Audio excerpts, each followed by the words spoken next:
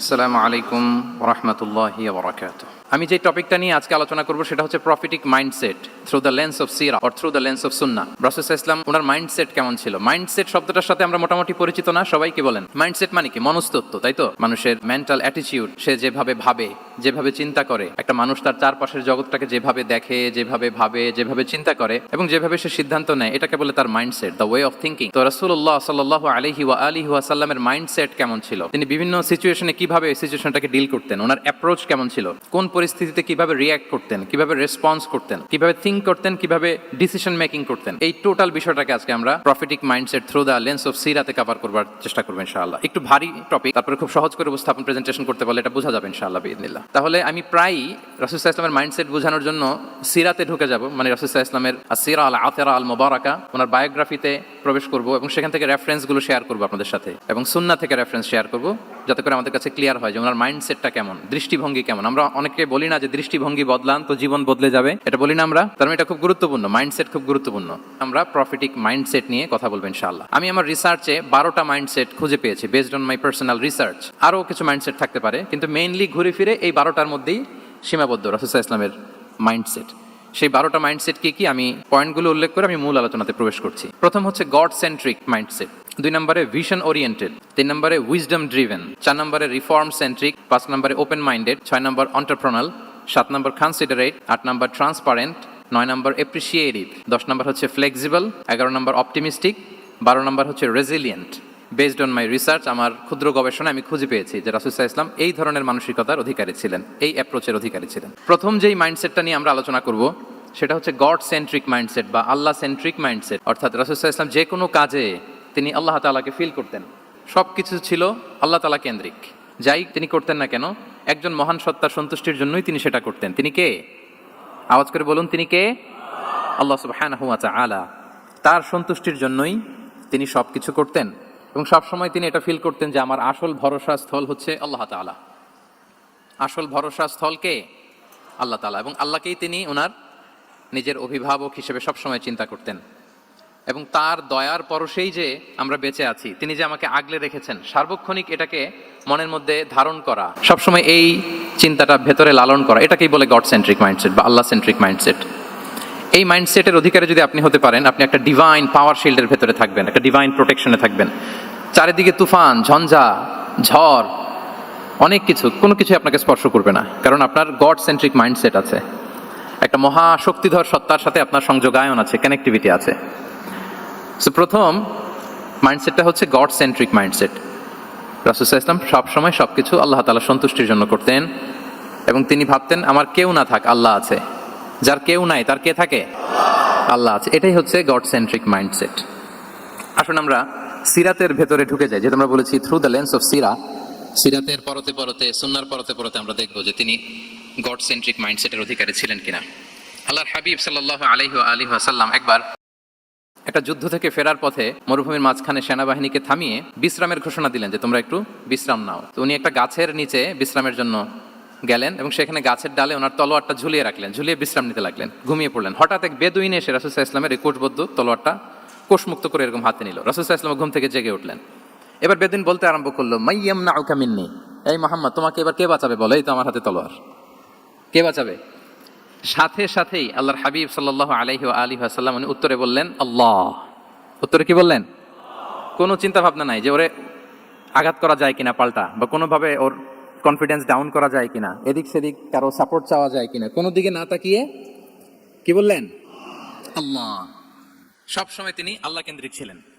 এটাকে বলে god centric mindset. যে কোনো পরিস্থিতিতে তিনি আল্লাহ যে আমার সাথে আছেন এটা কল্পনা করতেন। এবং সুনানে আবু দাউদের একটি বর্ণনা এসেছে, রাসূল সাল্লাল্লাহু আলাইহি ওয়াসাল্লাম কানা নবী সাল্লাল্লাহু আলাইহি ওয়াসাল্লাম ইযা হাযাবাহু আমরুন সাল্লা, তাকে যখন কোনো জিনিস বিচলিত করতো তিনি জায়নামাজের মুসল্লায় দাঁড়িয়ে যেতেন, সালাতের জন্য দাঁড়িয়ে যেতেন। বিপদে পড়লেই আল্লাহর কাছে সেটা সঁপে দিতেন, শেয়ার করতেন। আমরা বর্তমানে কোনো বিপদে পড়লেই কি করি? আগে কোথায় শেয়ার করি? ফেসবুকে। আসলে করা উচিত কার সাথে?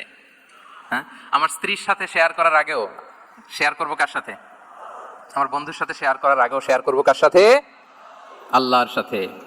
আমরা যদি হিজরতের ঘটনাটাকে একটু অ্যানালাইজ করি তাহলে দেখবো যে গারে সাউরে যখন আল্লাহ রাসূল সাল্লাল্লাহু আলাইহি ওয়াসাল্লাম এবং আবু বকর রাদিয়াল্লাহু তাআলা আনহু ওনারা আশ্রয় নিয়েছিলেন রাত্রিবেলায়, কুরাইশরা যখন খুঁজতেছিল আবু বকর রাদিয়াল্লাহু তাআলা আনহু বলেন যে কুরাইশদের পা দেখা যাচ্ছে, ওরা যে হেঁটে যাচ্ছে, একটু উকি মারলেই আমাদেরকে দেখা যায়।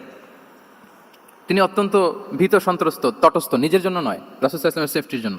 রাসূল সাল্লাল্লাহু আলাইহি ওয়াসাল্লাম আবু বকর রাদিয়াল্লাহু তাআলা আনহুকে বলেন যে আবু বকর চিন্তা করো না, লা তাহসান ইন্নাল্লাহা মা'ানা। আবু বকর চিন্তা করো না, আল্লাহ আমাদের সাথে আছেন। সুবহানাল্লাহ। আমাদের সাথে কে আছেন? আল্লাহ আমাদের সাথে আছেন। এটা হচ্ছে গড সেন্ট্রিক মাইন্ডসেটের উদাহরণ। আপনার মনকে বুঝাতে হবে যে আল্লাহ আমার সাথে আছে। মনকে তুমি বুঝিয়ে বলো আল্লাহ আছে আমার সাথে। এই বাক্যটা মুখস্থ করা যাবে? মনকে তুমি বুঝিয়ে বলো আল্লাহ আছেন আমার সাথে। আপনার পুরো জীবনের সব কাজের সাথে যদি এই বাক্যটাকে মিলিয়ে ফেলতে পারেন, দেখবেন যে কোনো কিছুই আপনার ক্ষতি করতে পারতেছে না। এটাকে বলে গড সেন্ট্রিক মাইন্ডসেট। আল্লাহ আমার সাথে আছেন, কেউ নাই, কিন্তু আল্লাহ তাআলা আমার সাথে আছেন। এবং গড সেন্ট্রিক মাইন্ডসেটের সবচেয়ে বড় সুবিধা হচ্ছে আপনার মনে কখনো হতাশা কাজ করবে না, হতাশা বাঁধবে না, কারণ আপনার সাথে এক মহাশক্তিধরের কানেক্টিভিটি আছে। তিনি কে বলুন তো আওয়াজ করে? তিনি আল্লাহ। হতাশা আসবে না। এই যে আমাদের জাতীয় জীবনের এখন সবচাইতে বড় বড় সমস্যাগুলোর যদি আমরা লিস্ট করি, একটা বড় সমস্যা হচ্ছে ডিপ্রেশন, তাই না? আমরা ডিপ্রেশনে ভুগি না? আপনাদের ডিপ্রেশন হয় কখনো? আচ্ছা, ডিপ্রেশন কাকে বলে আগে বলে। ডিপ্রেশন হচ্ছে আপনার আর আপনার রবের মাঝে যে দূরত্ব, এটার নাম ডিপ্রেশন। আই রিপিট, আমার আর আমার রবের মাঝে যে গ্যাপ, আমাদের সম্পর্কের যে দূরত্ব, এটার নাম কি? ডিপ্রেশন। আপনি যত আল্লাহর সাথে সম্পর্ক জোরদার করতে পারবেন, ডিপ্রেশন আপনার থেকে দৌড়ে পালাবে। এই জন্য আমাদের বিশ্বাসীদের জীবনে কোনো ডিপ্রেশন নাই। আছে? আমাদের ডিকশনারিতে কোনো ডিপ্রেশন আছে বলেন তো? আমাদের সাথে আল্লাহর সম্পর্ক কেমন বলেন? মজবুত? আলহামদুলিল্লাহ পড়ুন সবাই। তাহলে ডিপ্রেশন হচ্ছে আপনার আর আপনার রবের মাঝে যে দূরত্ব, এই দূরত্ব দূর করে দেন, ডিপ্রেশন আপনিই পালাবে। আমরা আরো কিছু সিরা থেকে ইনসিডেন্ট নিয়ে দেখি যে গড সেন্ট্রিক মাইন্ডসেটটা কেমন। দ্বিতীয় হিজরিতে যে বদরের যুদ্ধ হলো, সে বদরের যুদ্ধে ইবনে মাসউদ রাদিয়াল্লাহু তাআলা আনহু তিনি বর্ণনা করেন যে আল্লাহ রাসূল সাল্লাল্লাহু আলাইহি ওয়াসাল্লাম আগামীকাল যুদ্ধ, এর আগের দিন রাতে তিনি হাত তুলে এরকম দোয়া করতেছিলেন। আমরা তো এইভাবে দোয়া করি, আল্লাহ হাবিব সাল্লাল্লাহু আলাইহি ওয়াসাল্লাম তিনি দোয়া করতে করতে ইমোশনালি হাত এরকম উঁচু করে, হাত্তা ইউরা বায়াদু ইবতাইহি, বগলের শুভ্রতা দেখা যাচ্ছে, উনি দোয়া করতেছিলেন আল্লাহুম্মা আনজিজ লি মা ওয়া'আতানি, আল্লাহুম্মা আতিনি মা ওয়া'আতানি। আল্লাহ তুমি যে বিজয় দিবে বলে প্রতিশ্রুতি করেছিলে, ওই বিজয় আমাদেরকে দাও, ওই ভিক্টরি আমাদেরকে দাও, দোয়া করছিলেন। সাইয়েদনা আলী রাদিয়াল্লাহু তাআলা আনহু উনি বর্ণনা করছেন যে বদরের যুদ্ধের আগের রাতে আমরা সবাই ঘুমোচ্ছিলাম, কিন্তু রাসূল সাল্লাল্লাহু আলাইহি ওয়াসাল্লামকে দেখলাম যে না, উনি হাত তুলে শুধু আল্লাহর কাছে কান্না করছেন, দোয়া করছেন। আবু বকর রাদিয়াল্লাহু তাআলা আনহু উনি বলেন যে আমি যে দেখলাম যে তিনি ফজর পর্যন্ত দোয়া চালিয়েই যাচ্ছিলেন, দোয়া চালিয়েই যাচ্ছিলেন, দোয়া কন্টিনিউ করছিলেন তিনি। এবং দোয়া করতে করতে রাসূল সাল্লাল্লাহু আলাইহি ওয়াসাল্লাম এতটাই ইমোশনাল হয়ে গেলেন যে ওনার গায়ের চাদরটা নিচে পড়ে গেল। আবু বকর রাদিয়াল্লাহু তাআলা আনহু যে বলেন ইয়া নবী আল্লাহ কাফাকা মুনাশাদাতুকা রাব্বাক ফাইন্নাহু সায়ুনজিজু লাকা মা ওয়া'দাক। হে নবী যথেষ্ট, এনাফ ইজ এনাফ, অনেক হয়েছে নবী, আন্না, আর কাঁদতে হবে না, আপনার রব আপনাকে ভিক্টরি বা বিজয় দান করবে ইনশাআল্লাহ। তাহলে দেখেন, যুদ্ধের আগের রাতে সেনাপ্রধান কি করে?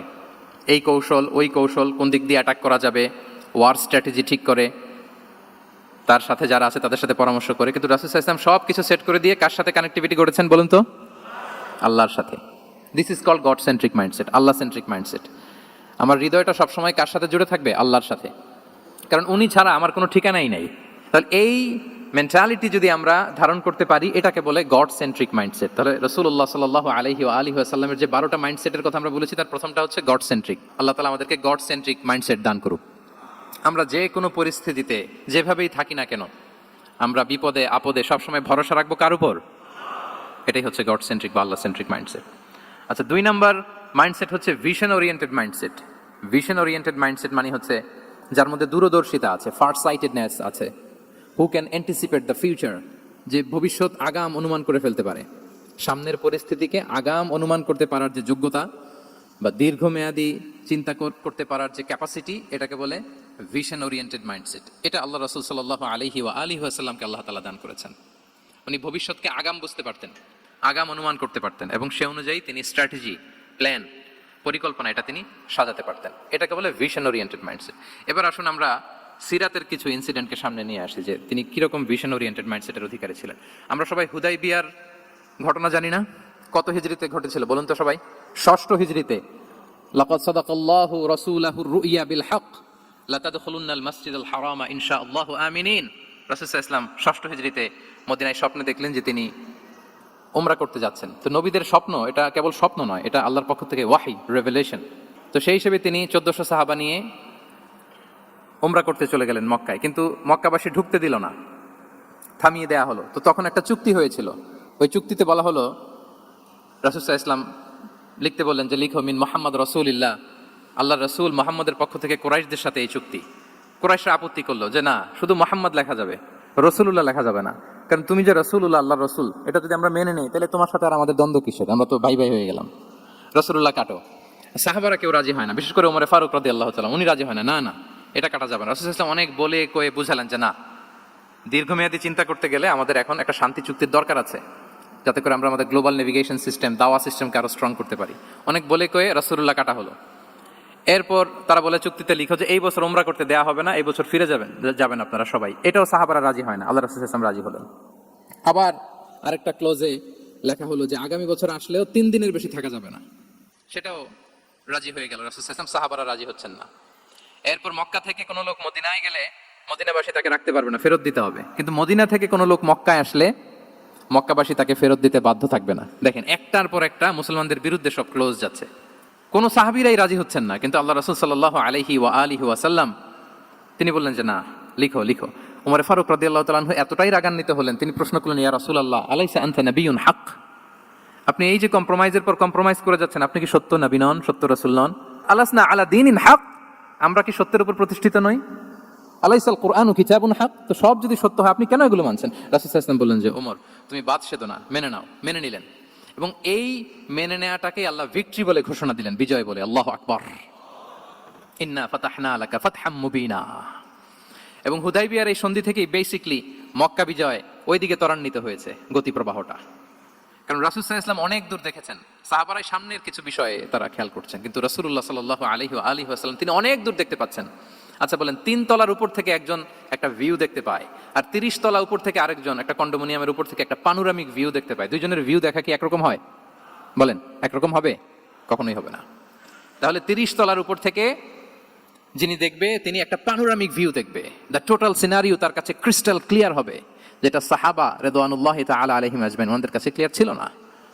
এবং ঠিকই এই যে এটা তো বেশি দিন স্থায়ীও হয়নি, 6ষ্ঠ হিজরি থেকে 8ম হিজরি, মাত্র 3 বছরের ব্যবধানে রাসূল সাল্লাল্লাহু আলাইহি ওয়াসাল্লাম যত রিজিওনাল সুপার পাওয়ার ছিল, ওয়ার্ল্ড সুপার পাওয়ার ছিল, পার্সিয়ান এম্পায়ার, তারপর Roman empire, Byzantine empire, Egyptian empire, সব এম্পায়ারদের কাছে চিঠি পাঠিয়েছেন, সালামুন আলা মান ইত্তাবা আল হুদা আসলিম তাসলাম। এবং ইসলামের এক্সপান্ড হয়েছে, ওনার গ্লোবাল নেভিগেশন সিস্টেম উনি চালু করেছেন। এর কারণ কি? উনি ছিলেন ভিশন ওরিয়েন্টেড মাইন্ডসেটের অধিকারী, দূরদর্শী, অনেক দূর দেখতে পেতেন, অনেক দূর তিনি দেখতে পেতেন, দীর্ঘমেয়াদী তিনি পরিকল্পনা করতে পারতেন। এটা হচ্ছে ভিশন ওরিয়েন্টেড মাইন্ডসেট যারা হয় তাদের ক্যারেক্টারিস্টিক্স বা ফিচার। আরও একটা উদাহরণ দেই, আপনারা কি বলতে পারেন আবিসিনিয়াতে নবুয়তি কত সালে সাহাবারা হিজরতে গিয়েছিল? বলতে পারবেন কেউ? হ্যাঁ, নবুয়তি কত সালে? 5ম সালে। হ্যাঁ, নবুয়তি 5ম বছর ওনারা আবিসিনিয়াতে, বর্তমানে যেটা ইথিওপিয়া বা ইরিত্রিয়া, সেখানে সাহাবারা হিজরতে গিয়েছিলেন। এবং আবিসিনিয়াতে এই যে হিজরতে গেল, তারা সবাই মিলে ফিরে এসেছিল মদিনায় কবে? এটা কি কেউ জানেন? আল্লাহু আকবার, মাশাআল্লাহ মাশাআল্লাহ। বসুন, খায়বার বিজয়ের দিন এসেছিলেন। আবিসিনিয়াতে যারা হিজরতে গিয়েছিলেন তারা মদিনায় ব্যাগ এন্ড ব্যাগেজ সবকিছু নিয়ে খায়বার বিজয়ের সময়, মানে 7ম হিজরিতে এসেছিলেন। তো রাসূল সাল্লাল্লাহু আলাইহি ওয়াসাল্লাম যখন মক্কা থেকে মদিনায় হিজরত করলেন, সব সাহাবারা মদিনায় চলে আসছেন। মদিনায় এখন একটা ইসলামিক সোসাইটি, ইসলামিক স্টেট। বদরের যুদ্ধে মুসলমানদের বিজয়, খন্দকে বিজয়, খন্দক তো 5মে, তারপরে ওনারা কেন আসে না বলেন তো? আসেনি, 7ম হিজরিতে এসেছেন। জাফর রাদিয়াল্লাহু তাআলা আনহুর নেতৃত্বে, সাইয়েদনা আলী রাদিয়াল্লাহু তাআলা আনহুর আপন ভাই, বড় ভাই, ওনার নেতৃত্বে যখন 7ম হিজরিতে ওখানে যাওয়ার 15 বছর পর যখন তারা সবাই ফিরলেন, রাসূল সাল্লাল্লাহু আলাইহি ওয়াসাল্লাম এত খুশি হলেন, তিনি বললেন, মা আদরি বিআইয়িহিমা আনা আফরাহ বিফাতহি খাইবার আও বিকুদুমি জাফর। আমি কোনটাতে বেশি খুশি আজকে আমি জানি না, খাইবার বিজয়ে বেশি খুশি না আমার ভাই জাফরকে পেয়ে বেশি খুশি। আল্লাহু আকবার, এত খুশি হয়েছিলেন। তো এখন এমনি তো মনে প্রশ্ন জাগে যে রাসূল সাল্লাল্লাহু আলাইহি ওয়াসাল্লাম যখন মদিনায় চলে আসলেন, কোরআনের আয়াতগুলো নাজিল হয়, সালাত ফরজ হলো, যাকাত আসলো, সব হলো, একটার পর একটা হচ্ছে, ইসলামিক স্টেট, তো ওনারাই কেন আবিসিনিয়াতে পড়ে আছেন? প্রশ্ন জাগে না? ওই সময় একটা ক্রাইসিস মোমেন্ট ছিল, তখন ওনারা গিয়েছিল আবিসিনিয়াতে, কিন্তু আসে না কেন? ওনারা এসেছেন 7ম হিজরিতে। এর কারণ আবিসিনিয়ায় কিছু মুসলিমদেরকে রেখে দেওয়া, এটা রাসূলুল্লাহ সাল্লাল্লাহু আলাইহি ওয়াসাল্লামের প্ল্যান বি ছিল। কি ছিল? Plan B. রাসূল সাল্লাল্লাহু আলাইহি ওয়াসাল্লাম অপেক্ষা করছিলেন যে মদিনাকে প্রথমে ইন্টারনাল যত থ্রেট আছে এগুলো থেকে মুক্ত করতে হবে, এরপরে মদিনাকে যত এক্সটার্নাল থ্রেট আছে এগুলো থেকে মুক্ত করতে হবে। সব যখন মুক্ত করে উনি দেখলেন যে না, মদিনা সেফ জোন, এখন আর আলাদা একটা বেজ, একটা এক্সট্রা সেফ জোন বা এডিশনাল বেজ আমার কোথাও দরকার নাই। তখনই তিনি লোক পাঠালেন যে যাও, জাফরের নেতৃত্বে আবিসিনিয়ায় যারা হিজরত করেছে তারা সবাই মদিনায় চলে আসো। সুবহানাল্লাহি বিহামদি। তাহলে একটা প্ল্যানে কাজ করতেন না, আমরা তো এরকম করি, একটাই প্ল্যান। প্ল্যান কয়টা? এটা যদি ওয়ার্ক না করে শেষ, আমু নাই সালাও নাই। কিন্তু রাসূলুল্লাহ সাল্লাল্লাহু আলাইহি ওয়া আলিহি ওয়াসাল্লামের প্ল্যান এ ছিল, প্ল্যান বি ছিল, প্ল্যান সি ছিল। প্ল্যান এ ওয়ার্ক না করলে প্ল্যান বি তে যেতেন, বি ওয়ার্ক না করলে সি তে যেতেন, এইভাবে তিনি কাজ করতেন। তাহলে এটা হচ্ছে বেসিকলি ভিশন ওরিয়েন্টেড মাইন্ডসেটের অধিকারী যারা, তারা এটা করে, যারা ফিউচারকে অ্যান্টিসিপেট করতে পারে, আগাম অনুভব করতে পারে যে কি হতে পারে সামনে। এই যে বাংলাদেশের বিভিন্ন প্ল্যান পরিকল্পনা আমরা দেখা যায় যে এখান দিয়ে একটা ব্রিজ করে পরে ভাঙতে হয়, রাস্তা একটা তৈরির পরে ভাঙতে হয়, কোথায় এক টানেল হয়ে আছে প্রতি মাসে মাসে এখন লস হয়, তারপর 1 ঘন্টা বৃষ্টি হলে পুরো ঢাকা শহর এটা বন্যা হয়ে যায়। এগুলো হচ্ছে একাধিক প্ল্যান না থাকা, ভিশনারি অ্যাটিটিউডের অধিকারী না হওয়ার কারণে এই ঝামেলাগুলো আমাদের হচ্ছে। তো প্রফিটিক সিরার এই প্রফিটিক মাইন্ডসেট থেকে আমাদের নেয়ার বিষয় হচ্ছে এটা যে আমাদেরকে ভিশনারি অ্যাটিটিউডের হতে হবে। রাসূল সাল্লাল্লাহু আলাইহি ওয়াসাল্লাম ভিশন ওরিয়েন্টেড মেন্টালিটির ছিলেন। আগাম আজ থেকে 50 বছর পরে বাংলাদেশে কি ক্রাইসিস হতে পারে, আজ থেকে ঠিক 100 বছর পরে বাংলাদেশে কি হতে পারে, ওই রোড ম্যাপকে সামনে রেখে আমাদেরকে প্ল্যান করতে হবে। এটাকে বলে ভিশন ওরিয়েন্টেড মাইন্ডসেটের অধিকারী হওয়া। 3 নাম্বার হচ্ছে উইজডম ড্রিভেন মাইন্ডসেট। উইজডম মানে হচ্ছে প্রজ্ঞা। প্রজ্ঞা কি? জ্ঞান আর কমন সেন্স দুইটা একসাথে হইলে ওটারে প্রজ্ঞা বলে। When the knowledge and common sense join together, it reflects as wisdom. আপনার জ্ঞান এবং আপনার কমন সেন্স একসাথে হইলে ওটা উইজডম হয়ে যায়। রাসূল সাল্লাল্লাহু আলাইহি ওয়াসাল্লাম ছিলেন প্রজ্ঞায় সমৃদ্ধ এক মননের অধিকারী। ওনার সব কিছুতেই প্রজ্ঞা ছিল। উইজডম ইন গিভিং অ্যাডভাইস, উপদেশ দেওয়ার সময় ছিল। উইজডম ইন পলিসি মেকিং এর সময় সেখানে প্রজ্ঞা ছিল। Wisdom in action strategic plan, কোনো স্ট্র্যাটেজিক প্ল্যানের ক্ষেত্রে প্রজ্ঞা ছিল। রাসূল সাল্লাল্লাহু আলাইহি ওয়াসাল্লাম একই প্রশ্নের উত্তর এক একজনকে এক একভাবে দিতেন। অনেক সাহাবারা জিজ্ঞেস করতেন যে রাসূলুল্লাহ একই প্রশ্ন, একে বললেন এইটা, ওরে বললেন ওইটা, ওরে বললেন আরেকটা, এটা কেন? তো রাসূল সাল্লাল্লাহু আলাইহি ওয়াসাল্লাম বললেন যে আমি জানি ওর কিসে ঘাটতি, আমি জানি ওর কি প্রয়োজন, আমি জানি ওকে কোন নাসিহাটা দিলে কাজ করবে, ফলে এক একজনকে আমি এক একভাবে ক্লারিফাই করেছি। আল্লাহু আকবার। This is called wisdom. আচ্ছা, উইজডম, রাসূল সাল্লাল্লাহু আলাইহি ওয়াসাল্লাম যে উইজডম ড্রিভেন মাইন্ডসেটের অধিকারী ছিলেন, এটার কয়েকটা এক্সাম্পল আমরা সিরাত থেকে দেখি। মক্কা বিজয় হয়েছে কত হিজরিতে? অষ্টম হিজরিতে যখন মক্কা বিজয় হলো, তখন রাসূল সাল্লাল্লাহু আলাইহি ওয়াসাল্লাম আম্মাজান আয়েশার সাথে গল্প করছিলেন আর বলছিলেন, আয়েশা, লাউলা হাদাসাতু আহদি কওমিকা বিল কুফরি লানাকাতুল কাবাতা ওয়ালা জাআলতুহা আলা আসাসি ইব্রাহিম। আয়েশা, তোমার এই মক্কাবাসী, তোমার এলাকার লোকজন যদি একটা কেওস সৃষ্টি না করতো, তাহলে কাবার যে আসল শেপ, আমি ওই আসল শেপে এটাকে ফেরত নিতাম, কিন্তু নিতে গেলে এখন একটা ঝামেলা বাঁধবে, এজন্য নিব না। ব্যাপারটা হচ্ছে আমরা এখন যে কাবাটাকে দেখি এটা হচ্ছে স্কয়ার আকৃতির। স্কয়ার মানে কি? বর্গাকৃতি, তাই তো? বর্তমান কাবা কোন আকৃতির বলেন তো? একটা বড় কিউবের সাইজ না? দূর থেকে দেখলে মনে হয় একটা বড় কিউবের সাইজ, কিউবের আকৃতি মানে স্কয়ার, চতুর্ভুজ। কিন্তু সাইয়েদনা ইব্রাহিম আলাইহিস সালাম যে কাবা নির্মাণ করেছিলেন এটা কিন্তু এরকম কিউব ছিল না, ওটা ছিল রেক্ট্যাঙ্গেল। রেক্ট্যাঙ্গেল ছিল, মানে আয়তাকৃতির ছিল, এরকম লম্বা। এই যে এই টেবিলটা যেরকম, টেবিলের যে শেপ এরকম ছিল, এরকম লম্বা কাবাঘর ছিল আয়তাকৃতির। কিন্তু এখন এটা কমে স্কয়ার আকৃতির হয়ে গেছে।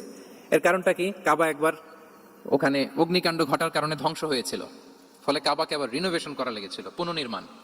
তো কুরাইশরা সিদ্ধান্ত নিয়েছিল কাবা পুনর্নির্মাণে আমরা কোনো হারাম টাকা ইউজ করব না, যার কাছে যত হালাল টাকা আছে নিয়ে আসা হলো। কিন্তু হালাল টাকা যতটুকু জমা হয়েছে এটা দিয়ে পুরো কাবা নির্মাণ হয় না, অর্ধেক হয়। ফলে কাবা যে আয়তাকৃতির ছিল সেটা না হয়ে গেছে কি বলেন? বর্গাকৃতির, মানে স্কয়ার। ওই স্কয়ার কাবাই আজ পর্যন্ত রয়ে গেছে। কিন্তু ওই যে আয়তক্ষেত্রের যে শেপের মধ্যে যতটুকু জায়গা বাকি ছিল, ওইখানে দেখবেন একটা ক্রিসেন্টের মতো আছে, হেজরে ইসমাইল, হাতিমে কাবা বলে। ওইটার ভিতরে নামাজ পড়া আর কাবার ভিতরে নামাজ পড়া একই হুকুম। ওইটার ভিতরে নামাজ পড়া আর কাবার ভিতরে নামাজ পড়া কি একই হুকুম। ফলে ওই হাতিমের ভেতরে ফরজ সালাত আদায় হয় না, নফল সুন্নাত পড়া যায়। এমনকি কাবার ভেতরেও ফরজ সালাত আদায় করলে আদায় হবে না, কারণ নামাজের ফরজের মধ্যে একটা ফরজ হচ্ছে ইলা জিহাতিল কাবা, টু দ্য ডাইরেকশন অফ কেবলা। আপনার কেবলা মুখী হইতে হবে না, আপনি তো কাবার ভিতরে ঢুকে গেছেন, এখন কাবা কোন দিকে? কাবা তো নাই, বের হইতে হবে, বের হয়ে কাবা মুখী হলে সালাত হবে। I think you got the point. তো তাহলে রাসূল সাল্লাল্লাহু আলাইহি ওয়াসাল্লামের উইজডম বা প্রজ্ঞাটা এখানে দেখেন। আম্মাজান আয়েশা রাদিয়াল্লাহু তাআলা আনহাকে উনি বললেন যে, আয়েশা, মক্কা তো বিজয় হলো, মক্কার কন্ট্রোল তো এখন আমার হাতে, চাইলে আমি কাবাকে ভেঙে সেই ইব্রাহিম আলাইহিস সালামের যে বেইজ এরকম লম্বা করে শেপ দিতে পারি, কিন্তু দিব না, কেননা দিলে মক্কা একটা ক্যাওস হতে পারে। কি হতে পারে? কারণ তারা একেবারে ভেরি রিসেন্ট মুসলমান হয়েছে, তারা না বুঝেই বলবে যে সেই আদি কাবা, মুহাম্মদ এই কাবার অপমান করেছে, কাবাকে ভুলুণ্ঠিত করেছে, সম্মানকে নষ্ট করেছে, এরকম একটা কোশ্চেন রাইজ করতে পারে। এই জন্য আমি করলাম না, সুবহানাল্লাহ। This is called wisdom. এটাকে কি বলে? প্রজ্ঞা। এটাকে প্রজ্ঞা বলে। তাহলে আপনার জ্ঞান এবং আপনার কমন সেন্স দুইটা যখন কানেক্ট করে তখন সেটা প্রজ্ঞা হয়। প্রজ্ঞার আরেকটা উদাহরণ যদি দেই সিরাত থেকে, রাসূল সাল্লাল্লাহু আলাইহি ওয়াসাল্লামের যে কনফ্লিক্ট রিজলভিং ক্যাপাসিটি ছিল, যখন কাবাকে পুনর্নির্মাণ করা হচ্ছে তখন হাজরে আসওয়াদকে বের করা লেগেছিল এবং রিনোভেশন শেষে আবার হাজরে আসওয়াদকে তার জায়গা মতো, মানে ব্ল্যাক স্টোন যেটাতে চুমু দিলে মানুষের গুনাহ মাফ হয়ে যায়, হাজরে আসওয়াদ চিনতে পেরেছেন না? ফলে অনেক বোনেরা যাদের জন্য হিজাব নিকাব মেনটেন করা হচ্ছে ফার্স্ট, পর্দার কোনো বালাই নেই, পুরুষের সাথে ধাক্কা ধাক্কি করে তার শরীর মিশে যাচ্ছে, গা মিশে যাচ্ছে, ধাক্কা ধাক্কি করে একটা সুন্নতের জন্য ফরজকে স্যাক্রিফাইস করে ফেলতেছে। মানে ফোকাস ঠিক নাই আর কি, কোথায় যে কোনটা করতে হবে ওইটাই ভুলে গেছে। তো এই হাজরে আসওয়াদ পাথরকে আবার জায়গা মতো রাখতে হবে। এখন কে রাখবে এই নিয়ে মারামারি মক্কায়। বড় বড় চারটা গোত্র বলে, এই গোত্র বলে আমি রাখবো, এই গোত্র বলে আমি রাখবো, আরেক গোত্র বলে রক্তের গঙ্গা বইয়ে দেবো মক্কায়, কিন্তু এই সম্মান অন্যকে নিতে দিবে না, কারণ ইটস ভেরি প্রেস্টিজিয়াস ইস্যু যে আমাদের গোত্র এই ব্ল্যাক স্টোন হাজরে আসওয়াদকে নিয়ে জায়গা মতো রেখেছে, এটা কাউকে দিব না। তো সবাই যখন মারমুখী তখন আল্লাহ রাসূল সাল্লাল্লাহু আলাইহি ওয়া আলিহি ওয়াসাল্লাম তিনি সমাধান দিলেন যে মারামারির দরকার নাই, একটা চাদর নিয়ে আসো। নিয়ে আসা হলো। 4 গোত্রের 4 লিডারকে বললেন চাদরের 4 কোণা ধরো। 4 জন 4 কোণা ধরলো। রাসূল সাল্লাল্লাহু আলাইহি ওয়াসাল্লাম তিনি পাথরটা নিয়ে মাঝখানে রাখলেন। এবার 4 নেতাকে বললো আসো, জাতীয় 4 নেতা চলে আসো, কাবার সামনে চলে আসলো। এরপরে আল্লাহ রাসূল সাল্লাল্লাহু আলাইহি ওয়াসাল্লাম ওনার মোবারক হাত দিয়ে, বরকতময় হাত দিয়ে হাজরা আসওয়াদকে নিয়ে নিজ হাতে রাখলেন। এবার সবাই হ্যাপি, কারণ অংশগ্রহণ করতে পারছে। আসলে সব মূল স্ট্যাটাস কিন্তু চলে গেছে রাসূলের দিকে, নাকি?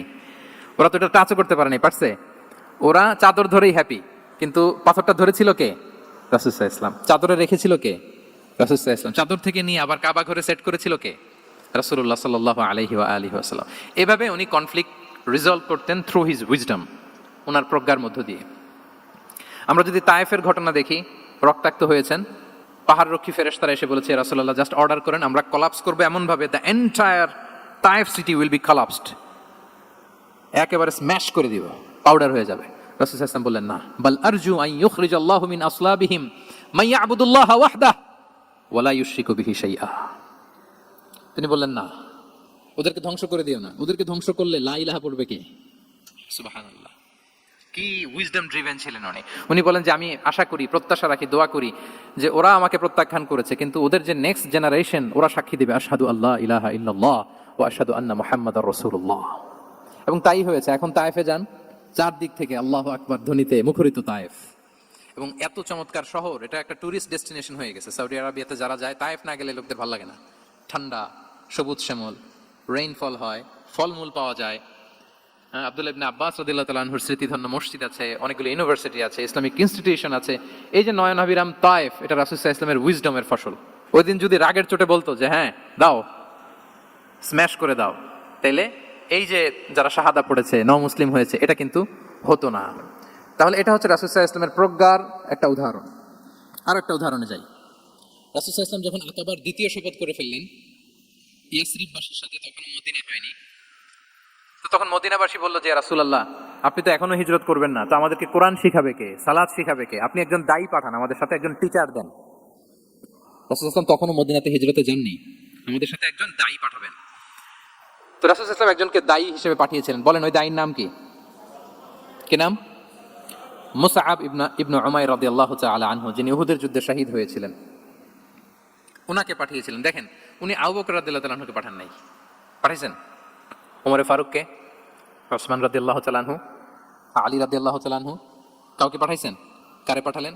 মুসআবকে। এর কারণ হচ্ছে উনি দেখতে খুব স্মার্ট ছিলেন, খুব ড্যাশিং ফেসের অধিকারী ছিলেন, মক্কার এলিট ফ্যামিলির একজন যুবক ছিলেন, এবং উনি সবচাইতে দামি দামি পারফিউম কালেক্ট করে ওইটা দিতেন। উনি মক্কার কোনো রাস্তা দিয়ে হেঁটে গেলে লোকজন বুঝতো এই রাস্তা দিয়ে কিছুক্ষণ আগে হেঁটে গিয়েছে মুসআব ইবনে উমাইর। সুবহানাল্লাহ। আমরা বাংলায় বলি না যে আগে দর্শনদারি পরে গুণবিচারী?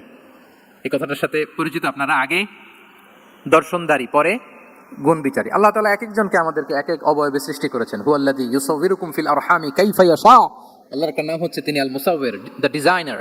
মায়ের গর্ভে থাকতেই আমাদের কার চেহারা, কার কণ্ঠস্বর, কার স্কিন কালার, কে কিরকম হব, সব ফিক্স তিনি ঠিক করে দিয়েছেন। এটা আল্লাহর দেয়া। কিন্তু রাসূল সাল্লাল্লাহু আলাইহি ওয়াসাল্লামের উইজডমের ব্যাপার হচ্ছে তিনি আবু বকর রাদিয়াল্লাহু তাআলা আনহু, ওমর রাদিয়াল্লাহু তাআলা আনহু, ওসমান আলী, কাউকে চুজ না করে কাকে পাঠালেন? মুসআব ইবনে উমাইরকে। যে তাকে দেখলেই সবাই আগে পাগল হয়ে যায়, মানে ইমপ্রেস হয়ে যায়। হ্যাঁ, ফার্স্ট ইমপ্রেশনটা তার খুব ভালো, খুব ভালো। উনি মুসআব ইবনে উমাইরকে পাঠালেন এবং যেই প্ল্যান সেই কাজ। উনি যে পুরো মদিনা কাঁপায় ফেলছেন মাশাআল্লাহ। মদিনার ঘরে ঘরে উনি ইসলামের বার্তা পৌঁছে দিয়েছেন এবং স্বয়ং রাসূলুল্লাহ সাল্লাল্লাহু আলাইহি ওয়াসাল্লামের আগে তিনি মদিনাতে জুমার নামাজ পড়েছিলেন। কারণ জুমার বিধান আসছে, কিন্তু মক্কা এমন একটা ল্যান্ড যেখানে এখনো জুমা পড়া আবশ্যক হয় নাই, চারদিকে কুফর বেষ্টিত।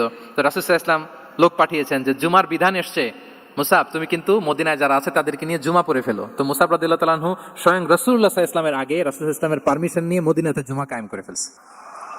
সুবহানাল্লাহি ওয়া বিহামদিহি। দেখেন, উইজডম ড্রিভেন পার্সোনালিটির অধিকারী ছিলেন, প্রজ্ঞার অধিকারী ছিলেন, অন্য কাউকে পাঠাননি। কাকে পাঠিয়েছেন? মুসআব ইবনে উমাইর। তাহলে উনি যেই কাজটাই করতেন, যেটা বলতেন, যেটাতে এঙ্গেজ হতেন, এর নেপথ্যে প্রজ্ঞা ছিল। কি ছিল ভাই? উইজডম ছিল। আল্লাহ যেন সেই উইজডম আমাদেরকে দান করেন, আল্লাহ যেন সেই প্রজ্ঞা দিয়ে আমাদেরকে সমৃদ্ধ করেন। আমরা সবাই পড়ি আমিন। 4 নাম্বার হচ্ছে রিফর্ম সেন্ট্রিক মাইন্ডসেট, মানে রাসূল সাল্লাল্লাহু আলাইহি ওয়াসাল্লাম সংস্কারবাদী ছিলেন আর কি। ভুলভাল দেখলে রিফর্ম করতেন, ইসলাহ করতেন, সংস্কার। এখন তো এই যে অনেকগুলো সংস্কার কমিটি হলো দেখলাম বাংলাদেশে, খুব সুন্দর, বিভিন্ন বিষয়ে সংস্কার হচ্ছে। এবং স্বাধীনতার পরে আমাদের বয়স তো আর বেশি না, মানে সব দলের লোকেরা মিলে একসাথে এরকম বসা, এরপর রাষ্ট্রীয় ইস্যু নিয়ে ডিসকাস করা, এরপর মাঝে মাঝে আবার ওয়ার্কআউট করা, আবার একটু মিষ্টি ঝগড়া করা, আবার একটু ফান করা, এই সব কিছুর মধ্য দিয়ে জাতির জন্য ভাবা, নতুন নতুন চিন্তা প্রণয়ন। That's very good, I do appreciate, এটা দরকার। এমন বাংলাদেশে তো আমরা চেয়েছিলাম, ঠিক কিনা বলেন? এই যে রিফর্ম হচ্ছে, এটা অ্যাপ্রিশিয়েবল। রাসূল সাল্লাল্লাহু আলাইহি ওয়াসাল্লামের কিন্তু এই রিফর্ম সেন্ট্রিক মাইন্ডসেট ছিল।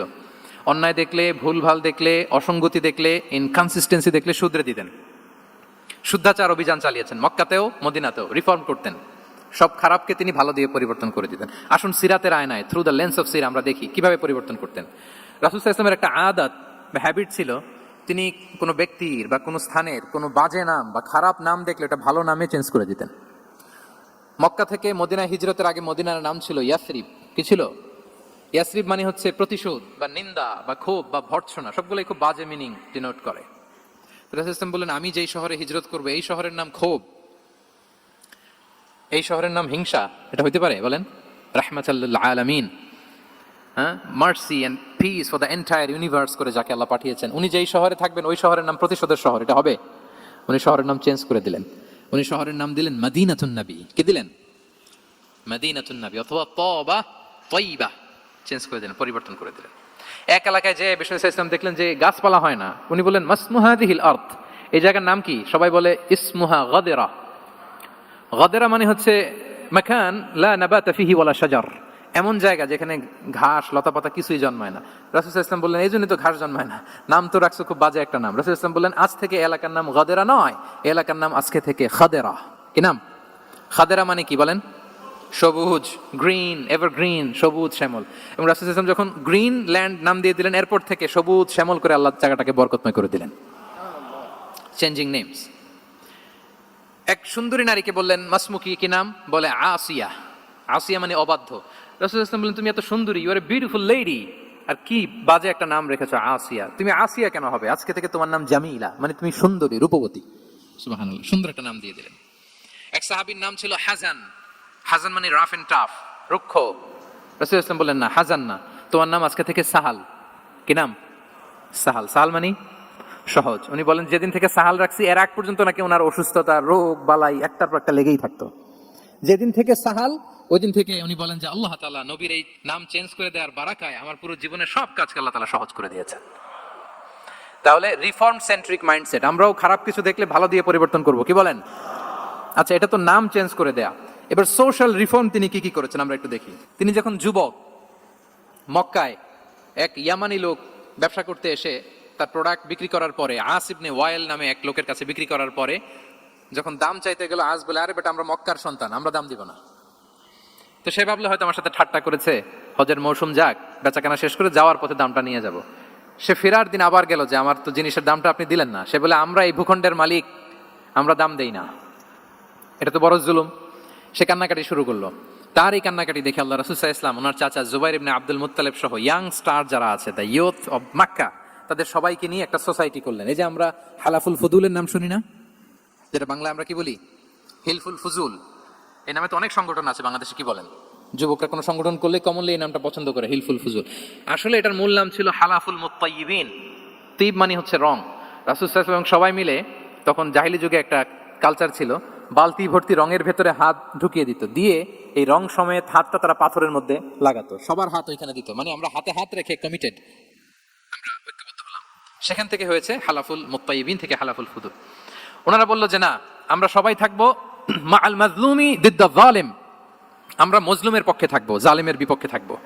এবং যেই প্রতিজ্ঞা ওই কাজ, সবাই মিলে আস ইবনে ওয়াইলকে ধরলো, তার কাছ থেকে টাকা আদায় করে ওই ইয়ামানি ব্যবসায়ীর কাছে পৌঁছে দিয়ে তিনি মাজলুমকে সহায়তা করেছেন। সুবহানাল্লাহ। এবং এই টেন্ডেন্সি, এই জুলুম, চাঁদাবাজি যেগুলো ছিল মক্কার জমিনে, রাসূল সাল্লাল্লাহু আলাইহি ওয়াসাল্লাম এই সোশ্যাল রিফর্মের মাধ্যমে এটাকে সংস্কার করেছেন। তাহলে এই যে রিফর্ম সেন্ট্রিক আমাদের হইতে হবে।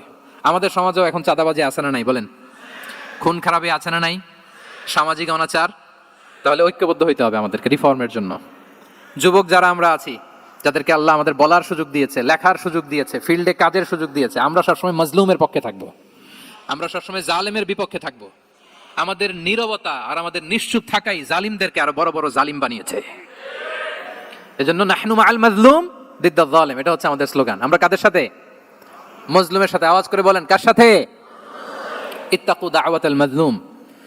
রাসূল সাল্লাল্লাহু আলাইহি ওয়াসাল্লাম বলেন, তোমরা মাজলুমের কান্নাকে ভয় করো, কেননা মাজলুমের কান্না আর আল্লাহর মাঝে কোনো ফারাক থাকে না, কোনো পর্দা থাকে না, বদদুয়া করলেই কবুল হয়ে যায়। তাহলে এভাবে রাসূলুল্লাহ সাল্লাল্লাহু আলাইহি ওয়া আলিহি ওয়াসাল্লাম তিনি সোশ্যাল রিফর্ম করেছেন। আমরা যদি ওনার পলিটিক্যাল রিফর্মের দিকে তাকাই, তাহলে দেখব যে আমরা যদি কনস্টিটিউশন অফ মদিনার কথা বলি, মদিনার কনস্টিটিউশন, এটা কিন্তু রাসূল সাল্লাল্লাহু আলাইহি ওয়াসাল্লাম করেছেন। মদিনা চার্টার, এত চমৎকার চার্টার পৃথিবী আর দেখেনি। ওইটা থেকেই এখন সব গোটা বিশ্বের সংবিধান। এই যে আমাদের সংবিধান সংস্কার কমিশন আছে না একটা, নিশ্চয়ই তারা ওইটা থেকে অনেক বেনিফিটেড হতে পারবেন। আমাদের যে মদিনা চার্টার রাসূল সাল্লাল্লাহু আলাইহি ওয়াসাল্লাম নিজে করা, এবং এটা একটা ইনক্লুসিভ চার্টার ছিল। মুসলিম, পেগানস, জুইশ, সব ধর্মের মানুষকে নিয়ে তিনি মদিনাতে ওয়ান উম্মাহ ঘোষণা দিয়েছিলেন। ওয়ান উম্মাহ, উই আর ওয়ান উম্মাহ। হোক তুমি পেগান মুশরিক, হোক তুমি জুইশ মানে ইহুদি, হোক তুমি মুসলিম, তুমি যেই ধর্মের হও না কেন, মদিনাকে রক্ষা করতে যে আমরা সবাই মিলে উম্মাহ ওয়াহিদা, আমরা সবাই মিলে কি উম্মাহ ওয়াহিদা। পৃথিবীর অনেক দেশ এই আইডিওলজিকে ধারণ করে হু হু করে এগিয়ে গিয়েছে। মালয়েশিয়াতে 3টা রেস, আমি তো প্রায় এক যুগ ওখানে, আমার 2টা ডিগ্রি ওখান থেকে, মাস্টার্স পিএইচডি। আমি কাছ থেকে তাদেরকে দেখার সুযোগ পেয়েছি। ওখানে মালয়েরা আছে, তামিলরা আছে, চাইনিজরা আছে, 3 জাতি মিলে ওদের স্লোগান হচ্ছে সাতু মালয়েশিয়া। মালয় ভাষায় সাতু মানে হচ্ছে ওয়ান, মালয় ভাষায় সাতু মানে কি ওয়ান। সাতু মালয়েশিয়া মানে আমরা হতে পারি চাইনিজ, হতে পারি তামিল, কিংবা হতে পারি মালয় ভূমিপুত্রা, কিন্তু সবাই মিলে দেশের স্বার্থে আমরা সবাই কি এক। এটাই লাগবে আমাদের নতুন বাংলাদেশে। জুলাই আপরাইজিং এর পরে আমাদের এই ঐক্যবদ্ধ থাকার বাংলাদেশ আমরা চাই কি চাই না বলেন? সাম্রাজ্যবাদকে রুখে দিতে, যে কোনো ষড়যন্ত্রকে রুখে দিতে ঐক্যবদ্ধ থাকার কোনো বিকল্প নাই, ঠিক কিনা বলেন? ঐক্যবদ্ধ থাকতে হবে আমাদেরকে, যেটা রাসূলুল্লাহ সাল্লাল্লাহু আলাইহি ওয়া আলিহি ওয়াসাল্লাম মদিনা চার্টারে আমাদেরকে শিখিয়েছেন যে আমরা ওয়ান উম্মাহ। তাহলে খারাপ নাম দেখলে চেঞ্জ করতেন। পলিটিক্যাল রিফর্ম করেছেন ওয়ান উম্মাহ গঠনের মধ্য দিয়ে। ফিনান্সিয়াল রিফর্ম যদি বলি, শুধু financial reforms by prophet Muhammad peace be upon him, এটা নিয়ে লম্বা কথা বলা যেতে পারে। শুধু একটা উদাহরণ দিয়ে শেষ করি। বিদায় হজের ভাষণে উনি সুদকে চিরতরে কবরস্থ করেছেন, সুদকে চিরতরে কবরস্থ করেছেন, এবং এটা অন্যের জন্য না, নিজের ঘর দিয়ে শুরু করেছেন। উনি বলেছেন যে এই হানাহানি রক্তপাত এটা বন্ধ, আমার গোত্রের একটা এরকম রক্তের দাবি আছে, এটা আমি শেষ ঘোষণা করলাম। এরপর বললেন যে সুদ কবর দিলাম, অন্য জায়গা থেকে না, আমার পরিবার থেকে। রাসূল ইসলামের চাচা স্বয়ং আব্বাস রাদিয়াল্লাহু তাআলা আনহুর অনেক সুদের ট্রানজাকশন ছিল, ইন্টারেস্ট, সুদের ব্যবসা ছিল। রাসূল ইসলাম বলেন আজকে থেকে এই সুদ আমি চিরতরে মাটির নিচে কবর দিয়ে দিলাম। আল্লাহু আকবার। দেখেন সোশ্যাল রিফর্ম। তাহলে পরিবর্তন করতে হলে আগে নিজের ঘর থেকে, আগে কোত্থেকে? নাকি ওই ফ্যামিলি থেকে? হ্যাঁ, আমাদের মধ্যে যেটা হয়, আমরা ওয়াজ নসিহত বা ভালো কথা শুনলেই এটাকে ধরে নিই যে এটা ওর জন্য, ওর জন্য, মানে প্রত্যেকটা ওয়াজই যে আমার জন্য হইতে পারে, প্রত্যেকটা নসিহাতের যে প্রাইম অডিয়েন্স আমি হইতে পারি, এইটা আমাদের মাথায় কেন যেন আসে না। আমরা কোনো ভালো নসিহত শুনলে আমরা ভাবি এটা আসলে সমাজে দরকার, ওর দরকার, আমার ভাইয়ের দরকার, কিন্তু এটা যে আমার দরকার, প্রতিটা নসিহাতের প্রথম অডিয়েন্স হওয়া দরকার কে? আমি নিজে। তাহলে পরিবর্তন শুরু করতে হবে নিজ থেকে। ওর এই সমস্যা, ওর এই সমস্যা, ওর এটা, আরে মিয়া তোমার কি সমস্যা ওইটা বলো। শুধু ওর ওর না দেখে নিজেরটাও দেখতে হবে। দেখেন অন্যের দিকে এক আঙ্গুল দেখালে নিজের দিকে কয় আঙ্গুল যায় বলেন তো? এই যে নিজের দিকে কিন্তু 3টা। আমি যদি এরকম করি তা আমার দিকে আসে 3টা। এজন্য নিজ থেকে, নিজের ফ্যামিলি থেকে আমরা সংস্কার শুরু করব, কি বলেন? ওমর ফারুক রাদিয়াল্লাহু তাআলা আনহু যখন ফ্যামিলি মিটিং এ বসতেন, উনি ওনার সন্তানদেরকে বলতেন, শোনো, তোমরা খলিফাতুল মুসলিমিন, আমিরুল মুমিনিনের সন্তান, তোমাদের কোনো বাজে কাজ যদি সমাজে আসে, তোমাদের কোনো অন্যায় যদি আমার কানে আসে, অন্যের জন্য যা শাস্তি তোমাদের জন্য হবে ডবল শাস্তি। ওমর ফারুক সন্তানদেরকে বলতেন, তোমরা যদি কোনো ভুল করো, একটা যদি হদ কায়েম করা লাগে, এমন অন্যায় যদি করো, একটা হচ্ছে আল্লাহর দেয়া হদ, আর একটা হবে আমি উমরের দেয়া হদ। আমার মতো খলিফাতুল মুসলিমিনের সন্তান হয়ে পাপ তুমি কেন করলে? দেখেন অন্যের বাচ্চা কি করছে, অন্যের, আমাদের তো ওই মেয়েটার সমস্যা, ওনার ছেলের সমস্যা, এগুলো আমার ছেলের যে কি অবস্থা, আমার পরিবারের যে কি হালাত, আমার স্ত্রীর যে কি দশা, ওইটা নিয়ে আমরা ভ্রুক্ষেপ করি না বা চিন্তা করি না। তাহলে সম্মানিত সুধীমণ্ডলী, আমরা পরিবর্তন শুরু করবো কোত্থেকে? অন্যের বাড়িঘর থেকে নাকি? হ্যাঁ, কোত্থেকে? নিজ থেকে। আল্লাহ তাআলা আমাদেরকে তৌফিক দান করুক। 5 নম্বরে হচ্ছে ওপেন মাইন্ডেড। আমার প্রিয় নবী বলেন ওপেন মাইন্ডেড ছিলেন না ন্যারো মাইন্ডেড? সবাই বলবেন, গ্যালারির সবাই আওয়াজ করে, তিনি ওপেন মাইন্ডেড না ন্যারো মাইন্ডেড ছিলেন? রাসূলুল্লাহ সাল্লাল্লাহু আলাইহি ওয়া আলিহি ওয়াসাল্লাম ওপেন মাইন্ডেড ছিলেন। যে কেউ ওনাকে অ্যাপ্রোচ করতেন পারতেন easily, he was very approachable. ছোট বড় আবাল বৃদ্ধ বনিতা ওনার সাথে কথা বলতে স্বাচ্ছন্দ্য বোধ করতো, ভয় পেত না। এই জন্য সিরাতের পরতে পরতে দেখবেন এক শিশু এসে প্রশ্ন করে, নারী এসে প্রশ্ন করে, বৃদ্ধ এসে প্রশ্ন করে, বন্ধু এসে প্রশ্ন করে, শত্রু এসে কনভারসেশন করে, সবাই এসে ওনার সাথে কথা বলতে পারতো। সুবহানাল্লাহ। এবং এগুলো উনি অ্যাকোমোডেট করতে পারতেন। কি করতে পারতেন? অ্যাকোমোডেট করতেন। ছোট্ট একটা উদাহরণ দেই, আসির আল হালাবিয়া থেকে নেয়া একটা বিখ্যাত সিরাতের গ্রন্থ। বদরের যুদ্ধে রাসূল সাল্লাল্লাহু আলাইহি ওয়াসাল্লাম বদরের মাঠে সেনা ক্যাম্প স্থাপন করলেন। কি ক্যাম্প? সেনা ক্যাম্প স্থাপন করলেন। আল হুবাব ইবনুল মুনজির রাদিয়াল্লাহু তাআলা আনহু এক সাহাবী, উনি বললেন, ইয়া রাসূলুল্লাহ, এই যে সেনা শিবির যে এখানে স্থাপন করলেন, এটা কি আপনার নিজের ইচ্ছায় না আল্লাহর আদেশে? দেখেন, সেনাপতিরে কোনো সাধারণ সৈনিক এই প্রশ্ন করতে পারে? করলে চাকরি থাকবে? কিন্তু রাসূল সাল্লাল্লাহু আলাইহি ওয়াসাল্লামের কাছে সাহস নিয়ে আল হুবাব ইবনুল মুনজির বলে, ইয়া রাসূলুল্লাহ, এই যে সেনা শিবির স্থাপন করলেন, এটা কি আপনার ইচ্ছায় নাকি এটা ওয়াহী? রাসূল সাল্লাল্লাহু আলাইহি ওয়াসাল্লাম বললেন, না, এটা ওয়াহী না, এটা ওয়াহী না, বাল হুয়া রায়ু ওয়াল হারবু ওয়াল মাকিদা, না, এটা যুদ্ধের কৌশল হিসেবে আমি করেছি। আল হুবাব ইবনুল মুনজির বললেন, ইয়া রাসূলুল্লাহ, তাহলে সঠিক জায়গায় সেনা ক্যাম্প স্থাপন হয় নাই। রাসূলের দিকে তাকিয়ে বলতেছেন যে আপনি যেখানে করছেন ওখানে ঠিক হয় না ইয়া রাসূলুল্লাহ, আপনি অভয় দিলে আমি বলতে পারি কোথায় ঠিক হবে। রাসূল সাল্লাল্লাহু আলাইহি ওয়াসাল্লাম বললেন, তাই? আমি যেটা করছি এটা ঠিক হয় নাই, তাহলে কোনটা ঠিক বলো? উনি বললেন, ওই যে বদরে একটা কুয়া আছে যেখানে পানির ব্যবস্থা আছে, ওইটার সামনে ব্যারিকেড দিয়ে আমাদের শিবির করতে হবে, তাহলে আমরা বদরের কুয়া থেকে পানি খাইতে পারবো, সারাদিন পানি খাবো, আর কাফিররা যুদ্ধে তো মারা যাবে, পানির অভাবে মারা যাবে। সুবহানাল্লাহ পড়বেন না? রাসূল সাল্লাল্লাহু আলাইহি ওয়াসাল্লাম বললেন, আরে তাই তো, তুমি তো ঠিকই বলেছো, এভাবে তো আমি ভেবে দেখিনি। আবার তিনি অ্যানাউন্স করে দিলেন যে সেনা শিবির এখানে যেই তাবু টাঙানো হয়েছে এখান থেকে মুভ করে আল হুবাব যেখানে ইন্ডিকেট করেছে ঠিক ওই জায়গায় যে শিবির স্থাপন করো। তাহলে আওয়াজ করে বলুন, ওপেন মাইন্ডেড না ন্যারো মাইন্ডেড? আমরা অনেক সময় আমাদের অধীনস্থদের কথা শুনতে চাই না। অনেক সময় অধীনস্থদের মাথা থেকেও দারুণ দারুণ দুর্দান্ত আইডিয়া চলে আসতে পারে। ইগনোর করবেন না সব সময়, আপনি দেখবেন যে তার কাছ থেকে ভালো আইডিয়া এসছে কিনা। এটাকে ইগনোর না করে অ্যাকোমোডেট করলেন। সুবহানাল্লাহ। খন্দক যুদ্ধের কথা যদি দেখি, পরীক্ষা খননের অ্যাডভাইস কে দিয়েছিল? মক্কার কোন লোক? মদিনার? কে দিয়েছিল? সালমান আল ফারিসি। বাড়ি কোথায়? ইরান, পারস্য। হি ওয়াজ পার্সিয়ান বেসিক্যালি। তাহলে দেখেন, সেই পারস্য থেকে এসে বললেন যে এখানে পরীক্ষা খনন করলে ভালো হয়। 5.5 কিলোমিটার পরীক্ষা খনন করে ফেললেন। 4.5 মিটার প্রশস্ত, 3.5 মিটার হচ্ছে এটার ডেপথ। পুরো মদিনার সবাই মিলে এটা করে ফেললেন। তার মানে আমি সব বুঝি, আমি সব জানি, এই মেন্টালিটি থেকে আমাদের বেরে আসতে হবে। এটা হচ্ছে একটা ন্যারো মাইন্ডেড পার্সোনালিটির অধিকারী, যে আমি যেটা বলছি ওইটা, এটার পরে কোনো কথা নেই, এটা ভুল। বরং আমার টিমের মধ্যে থেকে যদি কোনো ভালো অপিনিয়ন আসে সেটা আমি রিভাইজ করব। কি বলেন, করা যাবে না? তাহলে ওপেন মাইন্ডেড পার্সোনালিটি ছিলেন রাসূলুল্লাহ সাল্লাল্লাহু আলাইহি ওয়াসাল্লাম। 6 নম্বর মাইন্ডসেট হচ্ছে এন্টারপ্রেনাল মাইন্ডসেট। এন্টারপ্রেনার, এখন তো এটা আপনারা সবাই খুব বেশি শোনেন, এন্টারপ্রেনারশিপ, এন্টারপ্রেনাল মাইন্ডসেট আসলে অনেক কিছুর সমন্বয় হয়। 1 নম্বর, যার প্রোঅ্যাক্টিভ অ্যাটিটিউড যাদের থাকে, solution focus, not problem focus. Problem সৃষ্টি হইলে ওইদিকে ফোকাস না করে কিভাবে সলিউশন করা যায় ওইদিকে ফোকাস করতেন। এরপর যে হিউম্যান রিসোর্সের ভালো ম্যানেজ করতে পারে, রিসোর্স কম কিন্তু to take the best out of this resource. অনেকে দেখবেন যে ছোট্ট জিনিসকে অর্গানাইজ করে এত সুন্দর প্রেজেন্টেশন করে, আবার অনেকের অনেক আছে কিন্তু সেটাকে প্রেজেন্ট করতে পারে না, এরকম আছে না? নেই? রাসূল সাল্লাল্লাহু আলাইহি ওয়াসাল্লাম অল্প রিসোর্স দিয়ে অনেক বড় কিছু অ্যারেঞ্জ করতে পারতেন। সুবহানাল্লাহ। এবং he was a very good talent hunter. রাসূল সাল্লাল্লাহু আলাইহি ওয়াসাল্লাম একজন চৌকস ট্যালেন্ট হান্টার ছিলেন। He was a very good observer. সাহাবীদের কার কি ট্যালেন্ট এটা তিনি নোট করতেন। যার যে দক্ষতা, তাকে তার ওই দক্ষতা দিয়ে ইসলামের সেবা করতে উৎসাহ দিতেন। যখনই কোনো প্রতিভাবান সাহাবীকে তিনি দেখেছেন, তিনি ইসলামের জন্য সেই প্রতিভাকে কাজে লাগানোর চেষ্টা করেছেন। একজনকে দিয়ে সবটা করেননি। আমাদের সমাজে একটা ভুল ধারণা আছে, আমরা অনেকে একজনের কাছ থেকে সব কামনা করি। একজন সব করতে পারে না, পারে? যারা পারেও কোনোটাই ভালোভাবে পারে না, সব পারে, একটু একটু পারে। তো রাসূল সাল্লাল্লাহু আলাইহি ওয়াসাল্লাম ট্যালেন্ট হান্টার ছিলেন। যার যেখানে ট্যালেন্ট তাকে ওই কাজে লাগাতেন। বলেন তো খালিদ বিন ওয়ালিদ রাদিয়াল্লাহু তাআলা আনহুকে আল্লাহ রাসূল ইসলাম কি কাজে লাগিয়েছিলেন? অনেক পরে ইসলাম ধর্ম গ্রহণ করেছেন, কিন্তু যুদ্ধের অভিযানে পাঠিয়েছেন এবং পরবর্তীতে তিনি সেনাপ্রধান হয়েছিলেন মুসলিম ব্যাটালিয়নের। কারণ উনি ওয়ার স্ট্র্যাটেজি জানতেন। ওনার আক্রমণের কারণে তো উহুদের প্রান্তরে মুসলিমরা প্রায় নাস্তানাবুদ হওয়ার অবস্থা, তাই না? অনেক পরে আল্লাহ তাআলা ওনাকে ইসলামের জন্য কবুল করলেন। তাহলে উনি ওয়ার স্ট্র্যাটেজি জানতেন, ফলে রাসূল সাল্লাল্লাহু আলাইহি ওয়াসাল্লাম ওনাকে যুদ্ধের জন্য কাজে লাগিয়েছেন। তাহলে সবাইকে একটা দিলে হবে না, প্যারাসিটামল 3 বেলা সবার জন্য হবে নাকি যার যে রোগ সে অনুযায়ী প্রেসক্রিপশন? হ্যাঁ, খালিদ বিন ওয়ালিদ রাদিয়াল্লাহু তাআলা আনহু তিনি সমরবিদ ছিলেন, রণকৌশলী। ওনাকে বানিয়েছেন সেনাপ্রধান। আওয়াজ করে বলুন, কি প্রধান?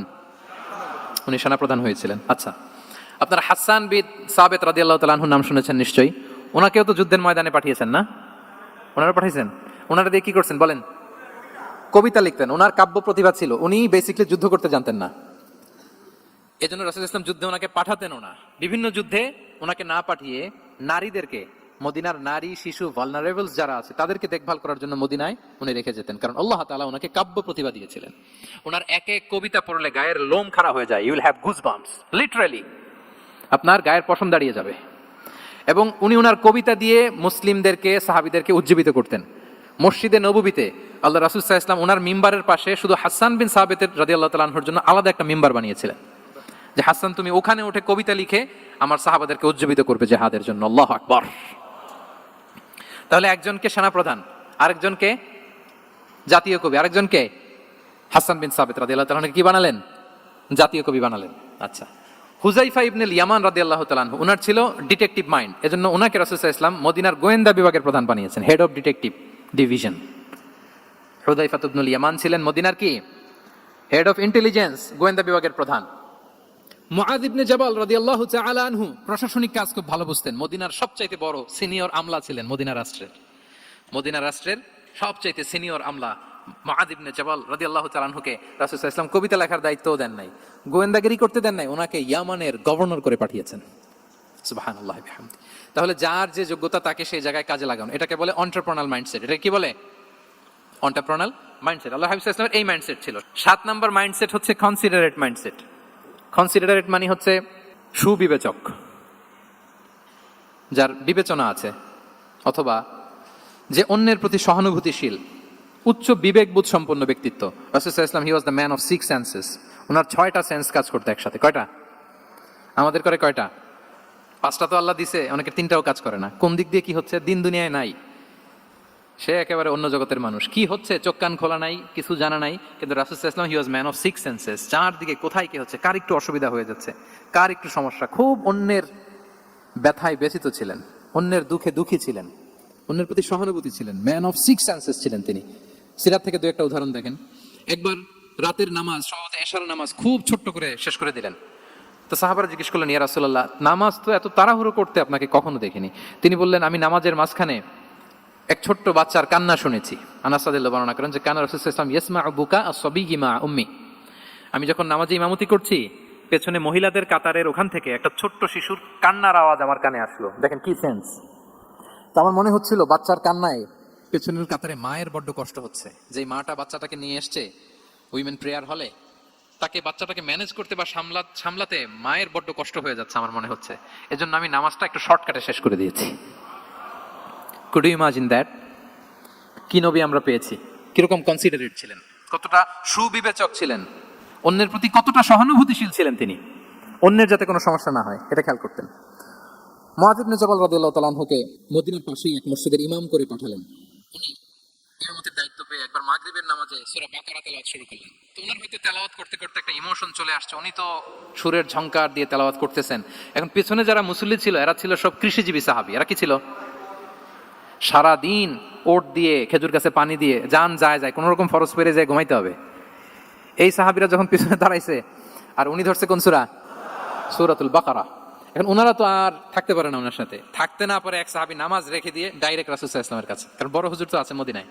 যে বিচার দিছে ইয়া রাসূলুল্লাহ, দেখেন এমন একজনকে ইমাম করে অ্যাসাইন করেছেন, উনি মাগরিবের সালাতে সূরা বাকারা পড়ে, আর আমরা হচ্ছি কৃষিজীবী শ্রমজীবী সাহাবী, আমাদের তো এত বড় কেরাতের সাথে জয়েন করা সম্ভব না। রাসূল সাল্লাল্লাহু আলাইহি ওয়াসাল্লাম রেগে গেলেন, চেহারাটা আগুনের গোলার মতো লাল হয়ে গেল। মুআয ইবনে জাবাল রাদিয়াল্লাহু তাআলা আনহুকে ডেকে পাঠালেন, ডেকে বললেন, আফাত্তানুন আনতা ইয়া মুআয, আফাত্তান, তুমি কি ফিতনা সৃষ্টি করতেছো ওখানে? পাঠাইছি কমিউনিটির ইউনিটি ধরে রাখার জন্য, তুমি ওখানে যে ফিতনা সৃষ্টি করতেছো। তুমি কি সাব্বিহ ইসমা রাব্বিকাল আ'লা এই সূরা তোমার মুখস্থ নাই? ওয়াদ-দুহা ওয়াল-লাইলি ইযা সাজা এটা পারো না? ওয়াশ-শামসি ওয়া-দুহাহা এটা মুখস্থ নাই? তো তুমি কেন এই সূরাগুলো দিয়ে নামাজ পড়াও না? কেন পড়াও না? এরপর তিনি বললেন, যখন ইমামতির সুযোগ পাবে, সুযোগ পেয়ে লম্বা কেরাত ধরো না, ছোট্ট কেরাত দিয়ে নামাজ শেষ করো। কেননা তোমার পেছনে বয়স্করা আছে, মুরব্বীরা আছে, অসুস্থরা আছে। জাল হাজা তার একটা জরুরি কাজ পড়ছিল, যাচ্ছিল, হঠাৎ মাগরিবের আজান, ভাবলো রাস্তার পাশে যেহেতু আজান দিছে নামাজটা পড়ে নেই। নামাজে ঢুইকা দেখছে আপনি সূরা বাকারা ধরছেন, তো বেচারা কি কাজ করবে না কি করবে? আর তার তো নিয়ত ছিল ফরজ নামাজটা পড়ি যে বাস ধরবো, এখন আপনি ধরছেন কোন সূরা? বাকারা। দেখেন রাসূল ইসলাম বললেন, যখন ইমামতির চান্স পাবে ছোট সূরা পড়বে, আর যখন তুমি একা পড়বে ফালিউতাবিল মাশা, যত লম্বা করতে মনে চায় করো। রুকু করো লম্বা, সেজদা করো লম্বা, কেরাত করো লম্বা। রাসূল সাল্লাল্লাহু আলাইহি ওয়াসাল্লাম তো রাতে আধা ঘন্টা 40 মিনিট প্রথম রাকাতে কেরাত পড়তেন, এরপরে আবার 40 মিনিট রুকুতে থাকতেন, রুকু থেকে দাঁড়ায় আবার 40 মিনিট, আবার সেজদায় যেয়ে 40 মিনিট, এরপরে সেজদা থেকে দুই সেজদার মাঝখানে আবার 40 মিনিট, 2 রাকাত দিয়ে এরকম রাতও শেষ করে দিয়েছেন। তো আপনার লম্বা যদি পড়তে মনে চায়, আপনি তো আপনার ব্যক্তিগত নফল সালাতে এভাবে লম্বা করবেন। কিন্তু আমাদের হয়ে গেছে উল্টা, একাকী নামাজ কোন রকম রুকু সেজদা এরকম হয়ে গেছে না অনেকটা। কিন্তু ইমামতির সুযোগ পেলে মাশাআল্লাহ, আল্লাহু আকবার, এইবার শুরু হয়েছে শাইখ সুদাইসির কণ্ঠে এই লম্বা করে। এখন পেছনে মুসল্লিদের কি দশা ওইটা আর আমরা খেয়াল করি না। আমাদেরকে অন্যের প্রতি সহানুভূতিশীল হতে শিখিয়েছে ইসলাম, কনসিডারেট হতে শিখিয়েছে, সুবিবেচক হতে শিখিয়েছে, যেটা রাসূল সাল্লাল্লাহু আলাইহি ওয়াসাল্লাম করেছেন। এবং রাসূল সাল্লাল্লাহু আলাইহি ওয়াসাল্লাম কোনো কাজে কাউকে পাঠালে ওনার বিখ্যাত সে বাণীটা বলে দিতেন যে ইয়াসসিরু ওয়ালা তুআসসিরু বাশশিরু ওয়ালা তুনাফিরু, সহজ করে উপস্থাপন করো, কঠিন করো না। সুসংবাদ দিও, মানুষকে দিন থেকে ভাগিও না। আমরা মানুষকে ভয় দেখাই, আমরা এত কঠিন করে ইসলামকে উপস্থাপন করি, মানুষ বলে আগে যেটা করতাম ওইটাই ভালো। তো আমরা যেন দিনকে কঠিন না করি, আমাদের কোনো অ্যাটিটিউডের কারণে যেন মানুষ ইসলাম থেকে ভেগে না যায়। আরেকটা উদাহরণ দেখুন, একবার মাগরিবের কিংবা এশার নামাজে রাসূল সাল্লাল্লাহু আলাইহি ওয়াসাল্লাম লম্বা সেজদা দিলেন। এত লম্বা সেজদা তিনি কখনো দেন না। নামাজ শেষে সাহাবারা জিজ্ঞেস করলেন, ইয়া রাসূলুল্লাহ, আপনি কি নামাজের মাঝখানে অসুস্থ হয়ে গেলেন নাকি? অথবা কোরআনের আয়াত নাজিল হলো নাকি, ওহী নাজিল হলো নাকি? রাসূল সাল্লাল্লাহু আলাইহি ওয়াসাল্লাম বললেন, কুল্লু যালিকা লাম ইয়াকুন ওয়ালাকিন ইবনি ইরতাহালানি ওয়া কারিহতু আন উআজ্জিলাহু হাত্তা ইয়াকদিয়া হাজাতা। বললেন না, অসুস্থ হই নাই, ওহীও নাজিল হয় নাই। আমি যখন সেজদায় গিয়েছি, আমার 2 ছোট নাতি হাসান হোসেন আমার কাঁধের উপরে চেপে বসেছে। যতক্ষণ না ওরা খেলা শেষ না করে নিচে নেমেছে, আমি সেজদায় লুটিয়েছিলাম, নেমেছে এরপরে মাথা উঠিয়েছি। আমার মাথা উঠানোর কারণে ওদের খেলার একটু ডিস্টার্ব হবে, এজন্য আমি আর সেজদা থেকে মাথা উঠাই নাই। দেখেন, নাতির খেলার যেন ডিস্টার্ব না হয়। পেছনের মহিলা সারির এক বোনের নামাজের সমস্যা হচ্ছে, এগুলো উনি খেয়াল করতেন, ছোট ছোট বিষয়গুলো উনি খেয়াল করতেন। এটাকে বলে কনসিডারেট মাইন্ডসেট। কি বলে? তাহলে আমরা অন্যের প্রতি যেন সহানুভূতিশীল হই, নাকি শুধু নিজেরটাই দেখবো? অন্যেরটা দেখার দরকার আছে না নাই বলেন? 8 নাম্বার হচ্ছে ট্রান্সপারেন্সি। ট্রান্সপারেন্সি মানে হচ্ছে স্বচ্ছতা। ওনার জীবনের চাইতে, ওনার বায়োগ্রাফির চাইতে স্বচ্ছ বায়োগ্রাফি আপনি পাবেন না। No public and private dividation. And in the long history of time, no one's life has been recorded more transparently than the life of Prophet Muhammad sallallahu alaihi wasallam. রাসূল সাল্লাল্লাহু আলাইহি ওয়াসাল্লামের চেয়ে বেশি পৃথিবীতে এমন সেকেন্ড কোনো পার্সন আপনি দেখাতে পারবেন না যার জীবনের সবকিছু রেকর্ডেড। সবকিছু রেকর্ডেড। এরকম আছে? ঘরে কি করেছেন, বাইরে কি করেছেন, স্ত্রীর সাথে কি করেছেন, বন্ধুর সাথে কি করেছেন, সাহাবাদের সাথে কি করেছেন, শত্রুর সাথে কি করেছেন, অল আর রেকর্ডেড। সব এন্ড ক্রিস্টাল ক্লিয়ার, একেবারে স্বচ্ছ পানির মতো, স্ফটিক কাচের মতো ক্লিয়ার। কতটা স্বচ্ছ ছিলেন, একটা মজার ঘটনা শোনাই আপনাদেরকে। সহিহ বুখারীতে এসেছে, রমাদানের শেষ 10 দিন, দ্য লাস্ট 10 days অফ রমাদানে তিনি ইতিকাফ করতেন। তো ইতিকাফ অবস্থায় স্ত্রীরা এসে রাতে দেখা করে যেত, জরুরি কথা আলাপ থাকলে সেরে যেত। একবার রাতে সাফিয়া বিনতে হুয়াই ইবনে আখতাব রাদিয়াল্লাহু তাআলা আনহা আসলেন, ওনার স্ত্রী। কথা হলো এবার ওনাকে একটু এগিয়ে দিবেন, মসজিদ থেকে রাসূল সাল্লাল্লাহু আলাইহি ওয়াসাল্লাম বারান্দার দিকে পাশ দিয়ে আসলেন এগিয়ে দেওয়ার জন্য। ইন দ্য মিন টাইম হঠাৎ 2 জন আনসারী সাহাবী পাশ দিয়ে হেঁটে যাচ্ছেন। রাসূল সাল্লাল্লাহু আলাইহি ওয়াসাল্লাম আম্মাজানকে বিদায় দিবেন এখানে। হঠাৎ করে তিনি আওয়াজ করে বললেন, আলা রিসলিকুমা, এই দাঁড়াও। ওই সাহাবী 2 জন রাসূল সাল্লাল্লাহু আলাইহি ওয়াসাল্লামের সাথে কে ওটা টের পায় নাই, বুঝতে পারে নাই। বোরকায় আবৃত কোন এক নারী দেখে রাসূল আর ওই নারীকে দেখে তারা আর দ্রুত গতিতে হাঁটতে শুরু করে দিয়েছে, আমরা চলে যাই এখান থেকে। দেখেন রাসূল ইসলাম নিজের অবস্থানকে ট্রান্সপারেন্ট করার জন্য বলে, আলা রিসলিকুমা, দাঁড়াও। দাঁড়ালেন। তখন রাসূল সাল্লাল্লাহু আলাইহি ওয়াসাল্লাম বললেন যে, ইন্নাহা উম্মুকুম সাফিয়া, আমার পাশে যাকে দেখতে পাচ্ছ বলে দেয়া ভালো যে সে কিন্তু অন্য কোনো নারী নয়, সে তোমাদের মা উম্মুল মুমিনিন সাফিয়া। সাহাবারা বলে, সুবহানাল্লাহ ইয়া রাসূলুল্লাহ, ইয়া রাসূলুল্লাহ, এ কেমন কথা? আপনি কেন আমাদের কাছে জবাবদিহি করতে যাচ্ছেন বা ক্লারিফাই করছেন? আপনার পাশে কোনো নারী এত রাতে যদি দাঁড়িয়ে থাকে, তিনি তো আমাদের মাদের মধ্যে থেকেই তো একজন হবেন, কেন আপনি বলতেছেন? তখন রাসূল সাল্লাল্লাহু আলাইহি ওয়াসাল্লাম বললেন যে না, ইন্না শাইতানা ইয়াজরি মিনাল ইনসানি মাজরাদ দাম, শয়তান মানুষের রগে রগে চলাচল করে। ওয়া ইন্নী খাশিতু আই ইউকযিফা ফি কুলুবিকুমা শাররান, আরেক বর্ণনায় আছে শাইআন, আমার ভয় হয় হয়তো শয়তান কোনো সন্দেহের উদ্রেক তোমাদের হৃদয়ে ঢুকাই দিতে পারে। সুবহানাল্লাহ। এজন্য আমি ক্লিয়ার করে দিলাম, এটা আমার বউ, আমার স্ত্রী, তোমাদের মা সফিয়া। দুজন সাহাবী যদি চলে যায়, এমন হতেই পারতো বাড়িতে যে একজন আরেকজনকে জিজ্ঞেস করতে পারতো যে আচ্ছা, নবীর পাশে যে কালো বোরকা পরা মহিলাটা ছিল দেখছো না, এটা কে? তখন একজন হয়তো বলতো কে আর হবে, আমাদের মাই তো হবে, কোনো এক মা। আরেকজন বলবে আমাদের উম্মুল মুমিনিনের কেউ ছিল নাকি অন্য কেউ। এরকম একটা হুট করে সন্দেহের উদ্রেক মাথায় আসতে পারে না, যে ওনার স্ত্রী ছিল না অন্য কেউ ছিল, আসতে পারে কি পারে না বলেন? ওই সন্দেহের অবকাশটুকু রাসূল সাল্লাল্লাহু আলাইহি ওয়াসাল্লাম রাখেন নাই, মানে বলে দিলেন যে এটা তোমাদের মা, ওটা সাফিয়া। এই সন্দেহের অবকাশের কোনো সুযোগ নাই। তাহলে রাসূল সাল্লাল্লাহু আলাইহি ওয়াসাল্লামের পুরো লাইফ ছিল ট্রান্সপারেন্ট, একেবারে স্বচ্ছ। তাহলে রাসূল সাল্লাল্লাহু আলাইহি ওয়াসাল্লামের লাইফ তিনি কত স্বচ্ছতার সাথে কাটিয়েছেন, এটা ক্লিয়ার না আমাদের সাথে? Transparent mindset. 9 নাম্বার হচ্ছে এপ্রিসিয়েটিভ, অর্থাৎ অন্যের প্রশংসা করা। আমরা অনেক সময় অন্য কেউ ভালো কাজ করলে এপ্রিসিয়েট করতে চাই না, আমরা গুণমুগ্ধ হই কিন্তু গুণগ্রাহী হতে চাই না, অন্যরে ক্রেডিট দিতে চাই না, তার ভালো কাজের স্বীকৃতি দিতে চাই না। হয়তো আমার দলের লোক না, বা আমার চিন্তার লোক না, বা আমার সার্কেলের লোক না, তার প্রশংসা করতে চাই না, তার গুণগ্রাহী হতে চাই না। এরকম মেন্টালিটি আমরা অনেকে ক্যারি করি না? রাসূল সাল্লাল্লাহু আলাইহি ওয়াসাল্লাম এটা করেননি। ভালো কিছু দেখলে মুসলিম হোক অমুসলিম হোক এপ্রিসিয়েট করতেন। Basically he develop the culture of appreciation. এটা আমাদের করতে হবে। আপনার ছেলে ভালো কিছু করেছে, এপ্রিসিয়েট করেন, ও কনফিডেন্স ফিরে পাবে। আপনার স্ত্রী ভালো রান্না করেছে, এপ্রিসিয়েট করেন, সে আনন্দিত হবে। আপনার বন্ধু ভালো কিছু একটা করেছে, তাকে ইন্সপায়ার করেন, এপ্রিসিয়েট করেন। রাসূল সাল্লাল্লাহু আলাইহি ওয়াসাল্লাম একবার এক বৈঠকে 8 জন সাহাবীকে 8টা কমপ্লিমেন্ট দিয়েছেন, 8টা এপ্রিসিয়েশন দিয়েছেন। তিনি বলেছেন আরহামু উম্মতি বি উম্মতি আবু বকর। দেখেন, 8 জন সাহাবীর 8টা গুণের বর্ণনা দিচ্ছেন। তিনি বললেন আমার উম্মতের মধ্যে সবচাইতে রহম দিলের সাহাবী হচ্ছে কে?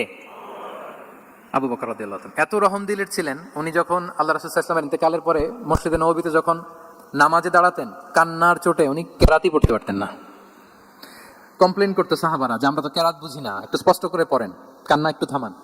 কেন কাঁদতেন? কারণ উনি যখন নামাজে দাঁড়াতেন ওনার ফিলিংসটা হতো এরকম যে কাইফা আকুমু মাকামা রাসূলিল্লাহ, আমি রাসূলের জায়গায় কিভাবে দাঁড়াই? এখানে তো আমার রাসূল দাঁড়িয়ে ইমামতি করেছেন, আমি নবীর জায়গায় দাঁড়িয়ে কিভাবে নামাজটা পড়াই? এই অনুভব থেকে উনি যে কাঁদতে শুরু করতেন, এই কান্নার ধাক্কায় উনি আর তেলাওয়াতই আগাতে পারতেন না। আরহামু উম্মতি বি উম্মতি আবু বকর। আমার উম্মতের মধ্যে সবচাইতে রহম দিলের হচ্ছেন আবু বকর। ওয়া আশাদ্দুহুম ফি আমরিল্লাহি ওমর। দেখেন, প্রশংসা করতেছেন। আর আমার উম্মতের মধ্যে আল্লাহর দ্বীন বাস্তবায়নে সবচাইতে কঠোর হচ্ছে ওমর। মুনাফিকরা ওনাকে জমের মতো ভয় পেত, ইভেন শয়তান ভয় পেত। রাসূল সাল্লাল্লাহু আলাইহি ওয়াসাল্লাম বলেন ওমর, তুমি যদি এই রাস্তা দিয়ে হাঁটো, শয়তান যদি দেখতে পায়, শয়তান এই রাস্তা রেখে দিয়ে অন্য কোনো রাস্তা থাকলে ওইটা দিয়ে হাঁটে। সুবহানাল্লাহ ওয়া বিহামদিহি। আমাদের অনেক সময় এমন হয় না যে আমাদের বাচ্চারা, ছেলেমেয়েরা খেতে চায় না, আমাদের নাতি নাতনিরা খেতে চায় না, মায়েরা খাবার নিয়ে পেছনে পেছনে ঘুরে, আর তখন ভয় দেখায় এই রাত্রিবেলা তাড়াতাড়ি খাও, ওই যে বাঘ আসবে বাঘ, বিড়াল আসবে বিড়াল, তাড়াতাড়ি না খেলে কিন্তু ভূত আসবে ভূত। এরকম বলেন আপনারা? বলেন না? এই দায়িত্ব তো আপনাদের কাঁধে থাকে না? তো ওই যে আমাদের বোনরা বলতে পারবে, বোনরা খাবার নিয়ে ঠিকই রাত্রিবেলায় বাচ্চাদের পেছনে পেছনে এরকম দৌড়াতে হয়। তো কি বলতে হয় যে এই ভূত আসলো ভূত, ওই যে বিড়াল আসলো বিড়াল, কুকুর আসলো, এগুলো বললে বাচ্চারা আবার ভয় পায়, তাড়াতাড়ি করে খায়। তো মদিনাতেও মদিনার বাচ্চারা খেতে চাইতো না। তো খেতে না চাইলে মায়েরা ভূত আসতেছে ভাল্লুক আসতেছে এগুলো না বলে বলতো হা হুয়া ইয়াতি উমর, ইয়াতি উমর, তাড়াতাড়ি খাও তাড়াতাড়ি খাও, ওই যে ওমর আসতেছে ওমর। সুবহানাল্লাহ বিহামদিহি। ওয়া আশাদ্দুহুম ফি আমরিল্লাহি উমর। আল্লাহর দ্বীন বাস্তবায়নে সবচেয়ে কঠোর ছিলেন ওমর রাদিয়াল্লাহু তাআলা আনহু। ওয়া আসদাকুহুম হায়াআন উসমান। সবচেয়ে লাজুক সাহাবী ছিলেন ওসমান রাদিয়াল্লাহু তাআলা। শুধু অর্থ বলে যাই। ওয়া আকরাউহুম লিকিতাবিল্লাহি উবাই ইবনে কাব। সবচেয়ে কোরআনের ভালো কিরাত পড়তে পারতেন উবাই ইবনে কাব। আফরাদুহুম যায়েদ ইবনে সাবিত। উত্তরাধিকার বন্টনের নীতিমালা ফরায়েজের জ্ঞান ছিল যায়েদ ইবনে সাবিত রাদিয়াল্লাহু তাআলা। ওয়া আ'লামুহুম বিল হালালি ওয়াল হারামি মুআদ ইবনে জাবাল। এই উম্মতের হালাল হারামের স্পেশালিস্ট সাহাবী হচ্ছেন মুআদ ইবনে জাবাল। আলা ওয়া ইন্না লিকুল্লি উম্মাতিন আমিনান ওয়া আমিনা হাযিহিল উম্মাহ আবু উবাইদা ইবনুল জাররাহ। সব উম্মতের একজন বিশ্বস্ত লোক থাকে, এই উম্মতের সবচাইতে বিশ্বস্ত লোক হচ্ছে আবু উবাইদা ইবনুল জাররাহ। দেখেন, 8 জন সাহাবীর 8টা গুণের কথা বললেন। আচ্ছা, রাসূল সাল্লাল্লাহু আলাইহি ওয়াসাল্লাম যখন সাহাবীদের প্রশংসা করেছেন, ওই সাহাবীদের কেমন লেগেছে বলেন তো? ফিলিংসটা ভালো লেগেছে না? হৃদয় জুড়িয়েছে, ইন্সপায়ার্ড হয়েছেন, মোটিভেটেড হয়েছেন। সাহাবীদের মধ্যে সবচাইতে সুরেলা গলার কণ্ঠের অধিকারী ছিলেন আবু মুসা আল-আশআরী রাদিয়াল্লাহু তাআলা আনহু। তো রাসূল সাল্লাল্লাহু আলাইহি ওয়াসাল্লাম একবার রাত্রিবেলা তার বাসার পাশ দিয়ে যাচ্ছিলেন, দীর্ঘ সময় ওনার কণ্ঠের তেলাওয়াত শুনলেন। পরের দিন সকালে বললেন যে আবু মুসা, তুমি তো চমৎকার গলায় তেলাওয়াত করো। আবু মুসা বলে, ইয়া রাসূলুল্লাহ, আমি তো কোনোদিন আপনার সামনে দাঁড়িয়ে তেলাওয়াত করি না, আপনি কি করে জানলেন?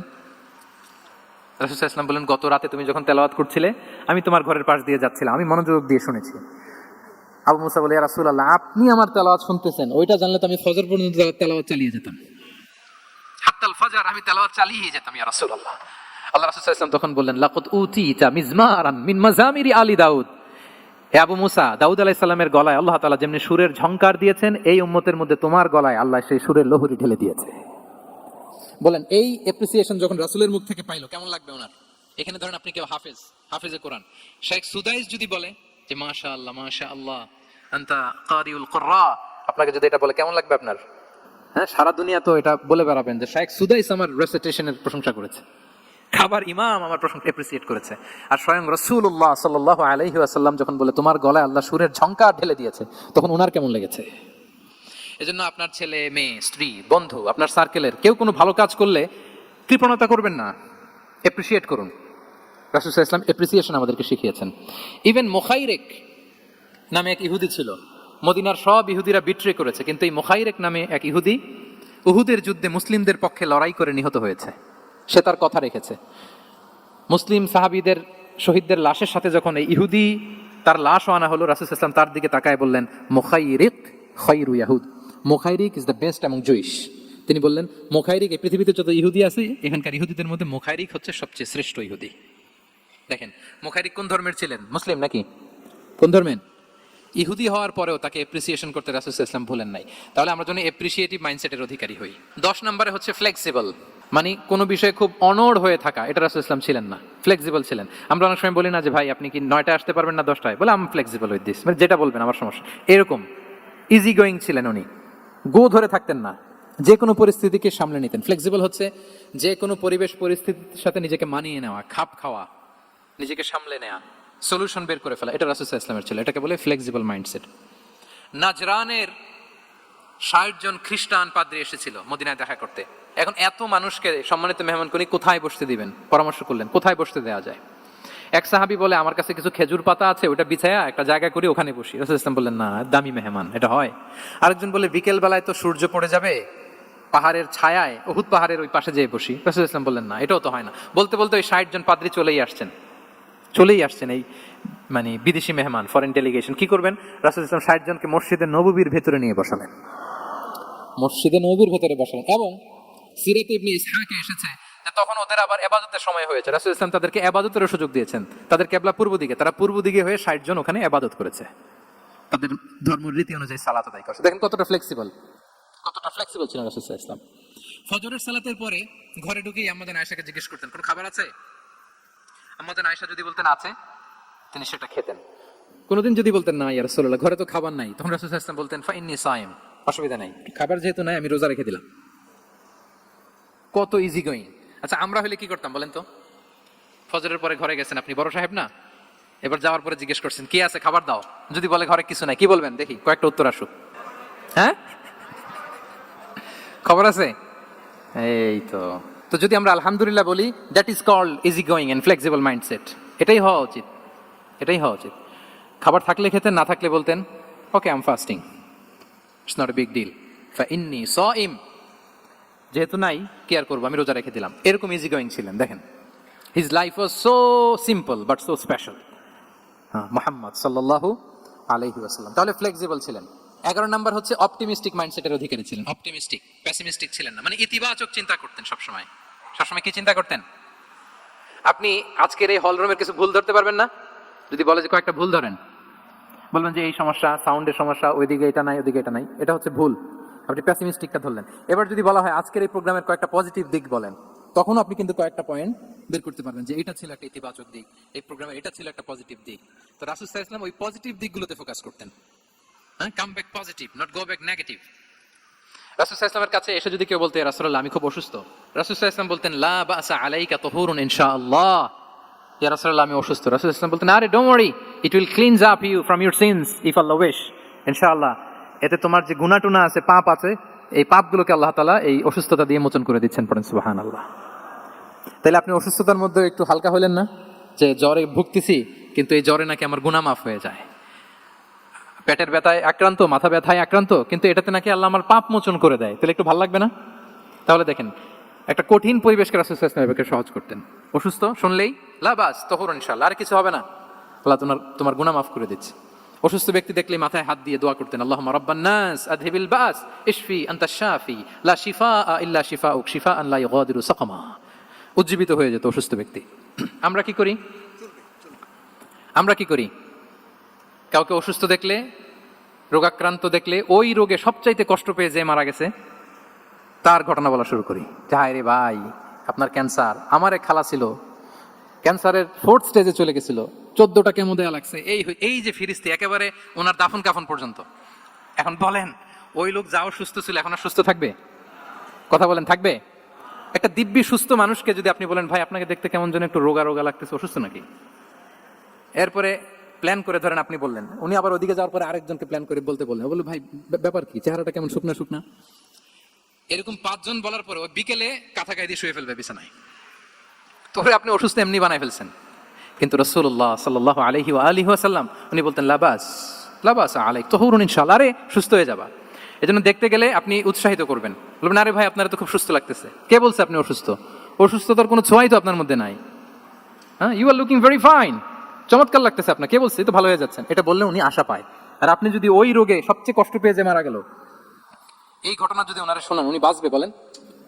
তাহলে আমরা মানুষকে উৎসাহিত করব, অপটিমিস্টিক হব, পেসিমিস্টিক হব না। এবার বলুন হুনাইনের যুদ্ধে, কুইজ, হুনাইনের যুদ্ধ কত হিজরিতে হয়েছিল? 8ম। হ্যাঁ, মাত্র 2-4 জন বলতেছে। আমাদের ওই যে হাসানা ফাউন্ডেশনের একটা সিরা অলিম্পিয়াড চলতেছে, এটাতে অংশগ্রহণ করতে হবে আপনাদের। আমরা প্রতিদিন একটা করে কুইজ জানান দিচ্ছি মানুষদেরকে, একেবারে সব মুখস্থ হয়ে যাবে ইনশাআল্লাহ। তাহলে 8ম হিজরিতে হাওয়াজিন বনু সাকিব গোত্রের বিশাল ব্যাটালিয়ন নিয়ে ওরা আসছে, এবং ওরা আসছে যে আমরা শুধু একা যাব না, আমাদের স্ত্রী বাচ্চা কাচ্চা, আমাদের যার ঘরে যত সম্পদ আছে সব নিয়ে মরুভূমিতে যাব। এটা নিয়ে যাব কেন?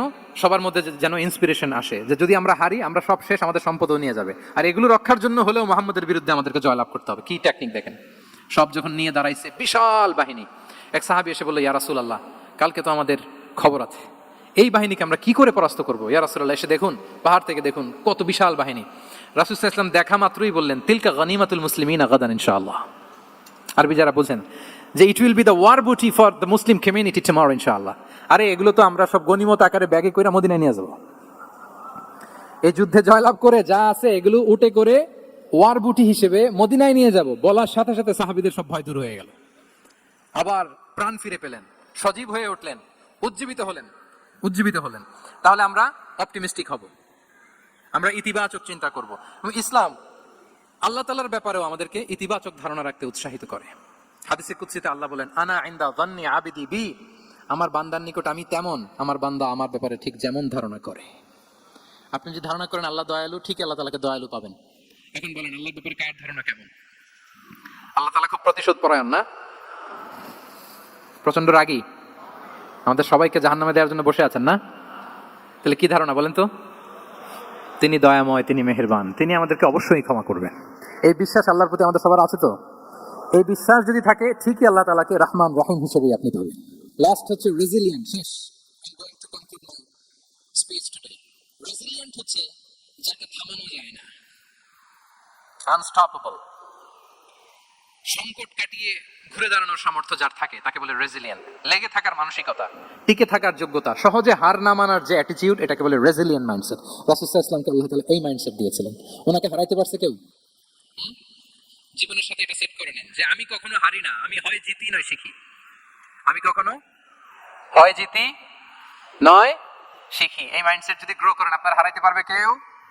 পারবে না। রাসূল সাল্লাল্লাহু আলাইহি ওয়াসাল্লাম he was unstoppable, having unbelievable সাবর, ধৈর্যের পাহাড় নিয়ে, আনস্টপেবল অ্যাটিটিউড নিয়ে তিনি শুধু সামনে গিয়েছেন, পেছনে যান নাই কখনো। সীমাহীন কষ্ট আর সংগ্রামের মধ্য দিয়ে গিয়েছেন, থামাতে পারে নাই ওনাকে কেউ পারে নাই।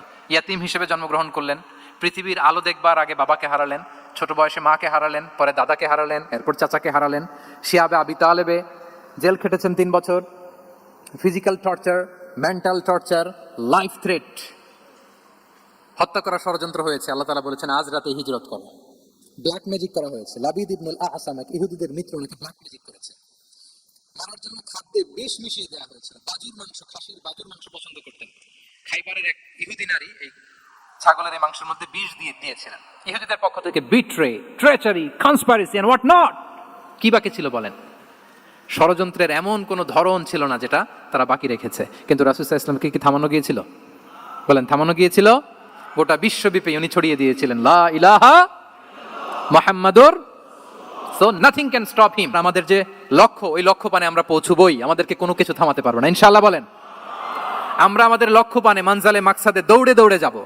আমাদেরকে থামিয়ে দেয়া হলে আমরা হাঁটতে থাকবো, সেখানে আমাদেরকে আঘাত করা হলে আমরা হামাগুড়ি দিয়ে সামনের দিকে যেতে থাকবো, সেখানেও থামিয়ে দেওয়ার চেষ্টা করা হলে আমরা আমাদের মানজিলে মাকসিদের দিকে অপলক নেত্রে চেয়ে থাকবো। আমাদেরকে কেউ থামাতে পারবে? রেজিলিয়েন্ট, অনর, অটল, আনস্টপেবল, এই মাইন্ডসেটের অধিকারী ছিলেন। ফলেই তিনি লা ইলাহার বাণীকে গোটা বিশ্বে ছড়িয়ে দিতে পেরেছেন। তাহলে আমরা রেজিলিয়েন্ট হতে চাই কি চাই না বলেন? সম্মানিত সুধী, মোট কয়টা মাইন্ডসেট জানলাম? 12টা। এগুলোকে আমরা নিজেদের মধ্যে ধারণ করতে পারবো ইনশাআল্লাহ। কারণ রাসূল সাল্লাল্লাহু আলাইহি ওয়াসাল্লাম আমাদের জন্য যা নিয়ে এসেছেন ওইটাই আমাদের আঁকড়ে ধরতে হবে। যেটা বারণ করেছেন ওইটা থেকে আমাদের দূরে থাকতে হবে। যে আয়াত দিয়ে শুরু করেছিলাম সূরা হাশরে, রমা আতাকুমুর রাসূলু ফাখুযুহু ওয়া মা নাহাকুম আনহু ফানতাহু। নবী যা এনেছে ধরো, নবী যা বারণ করেছে সেগুলো ছেড়ে দাও। আমরা আল্লাহ তাআলার কাছে কামনা করি আমার নবী ওনার যে থট প্রসেসকে ডেভেলপ করেছেন, ওনার যে অ্যাপ্রোচ এন্ড মাইন্ডসেটকে ডেভেলপ করেছেন, আমরাও যেন আমাদের মাইন্ডসেটকে ঠিক ওইভাবে করতে পারি। আমাদের রাসূল সাল্লাল্লাহু আলাইহি ওয়াসাল্লাম যেভাবে চিন্তা করতেন, আমাদের ভাবনা এবং চিন্তার আঙ্গিনাও যেন ঠিক সেই রকম হয়। আমরা সবাই পড়ি আমিন। তার মাইন্ডসেট হবে আমাদের মাইন্ডসেট। কি বলেন? পারা যাবে তো ইনশাআল্লাহ? তাহলে কয়টা মাইন্ডসেটের কথা বলেছি? 1 নম্বরে কি ছিল? God centric. 2 নম্বরে ভিশন ওরিয়েন্টেড। 3 নম্বরে উইজডম ড্রিভেন। 4 নম্বরে reform centric. 5 number open minded. 6 number entrepreneur. 7 number considerate. 8 number transparent. 9 number appreciative. 10 number flexible. 11 number optimistic এবং 12 নাম্বার রেজিলিয়েন্ট। এটা ছিল রাসূল সাল্লাল্লাহু আলাইহি ওয়াসাল্লামের মাইন্ডসেট।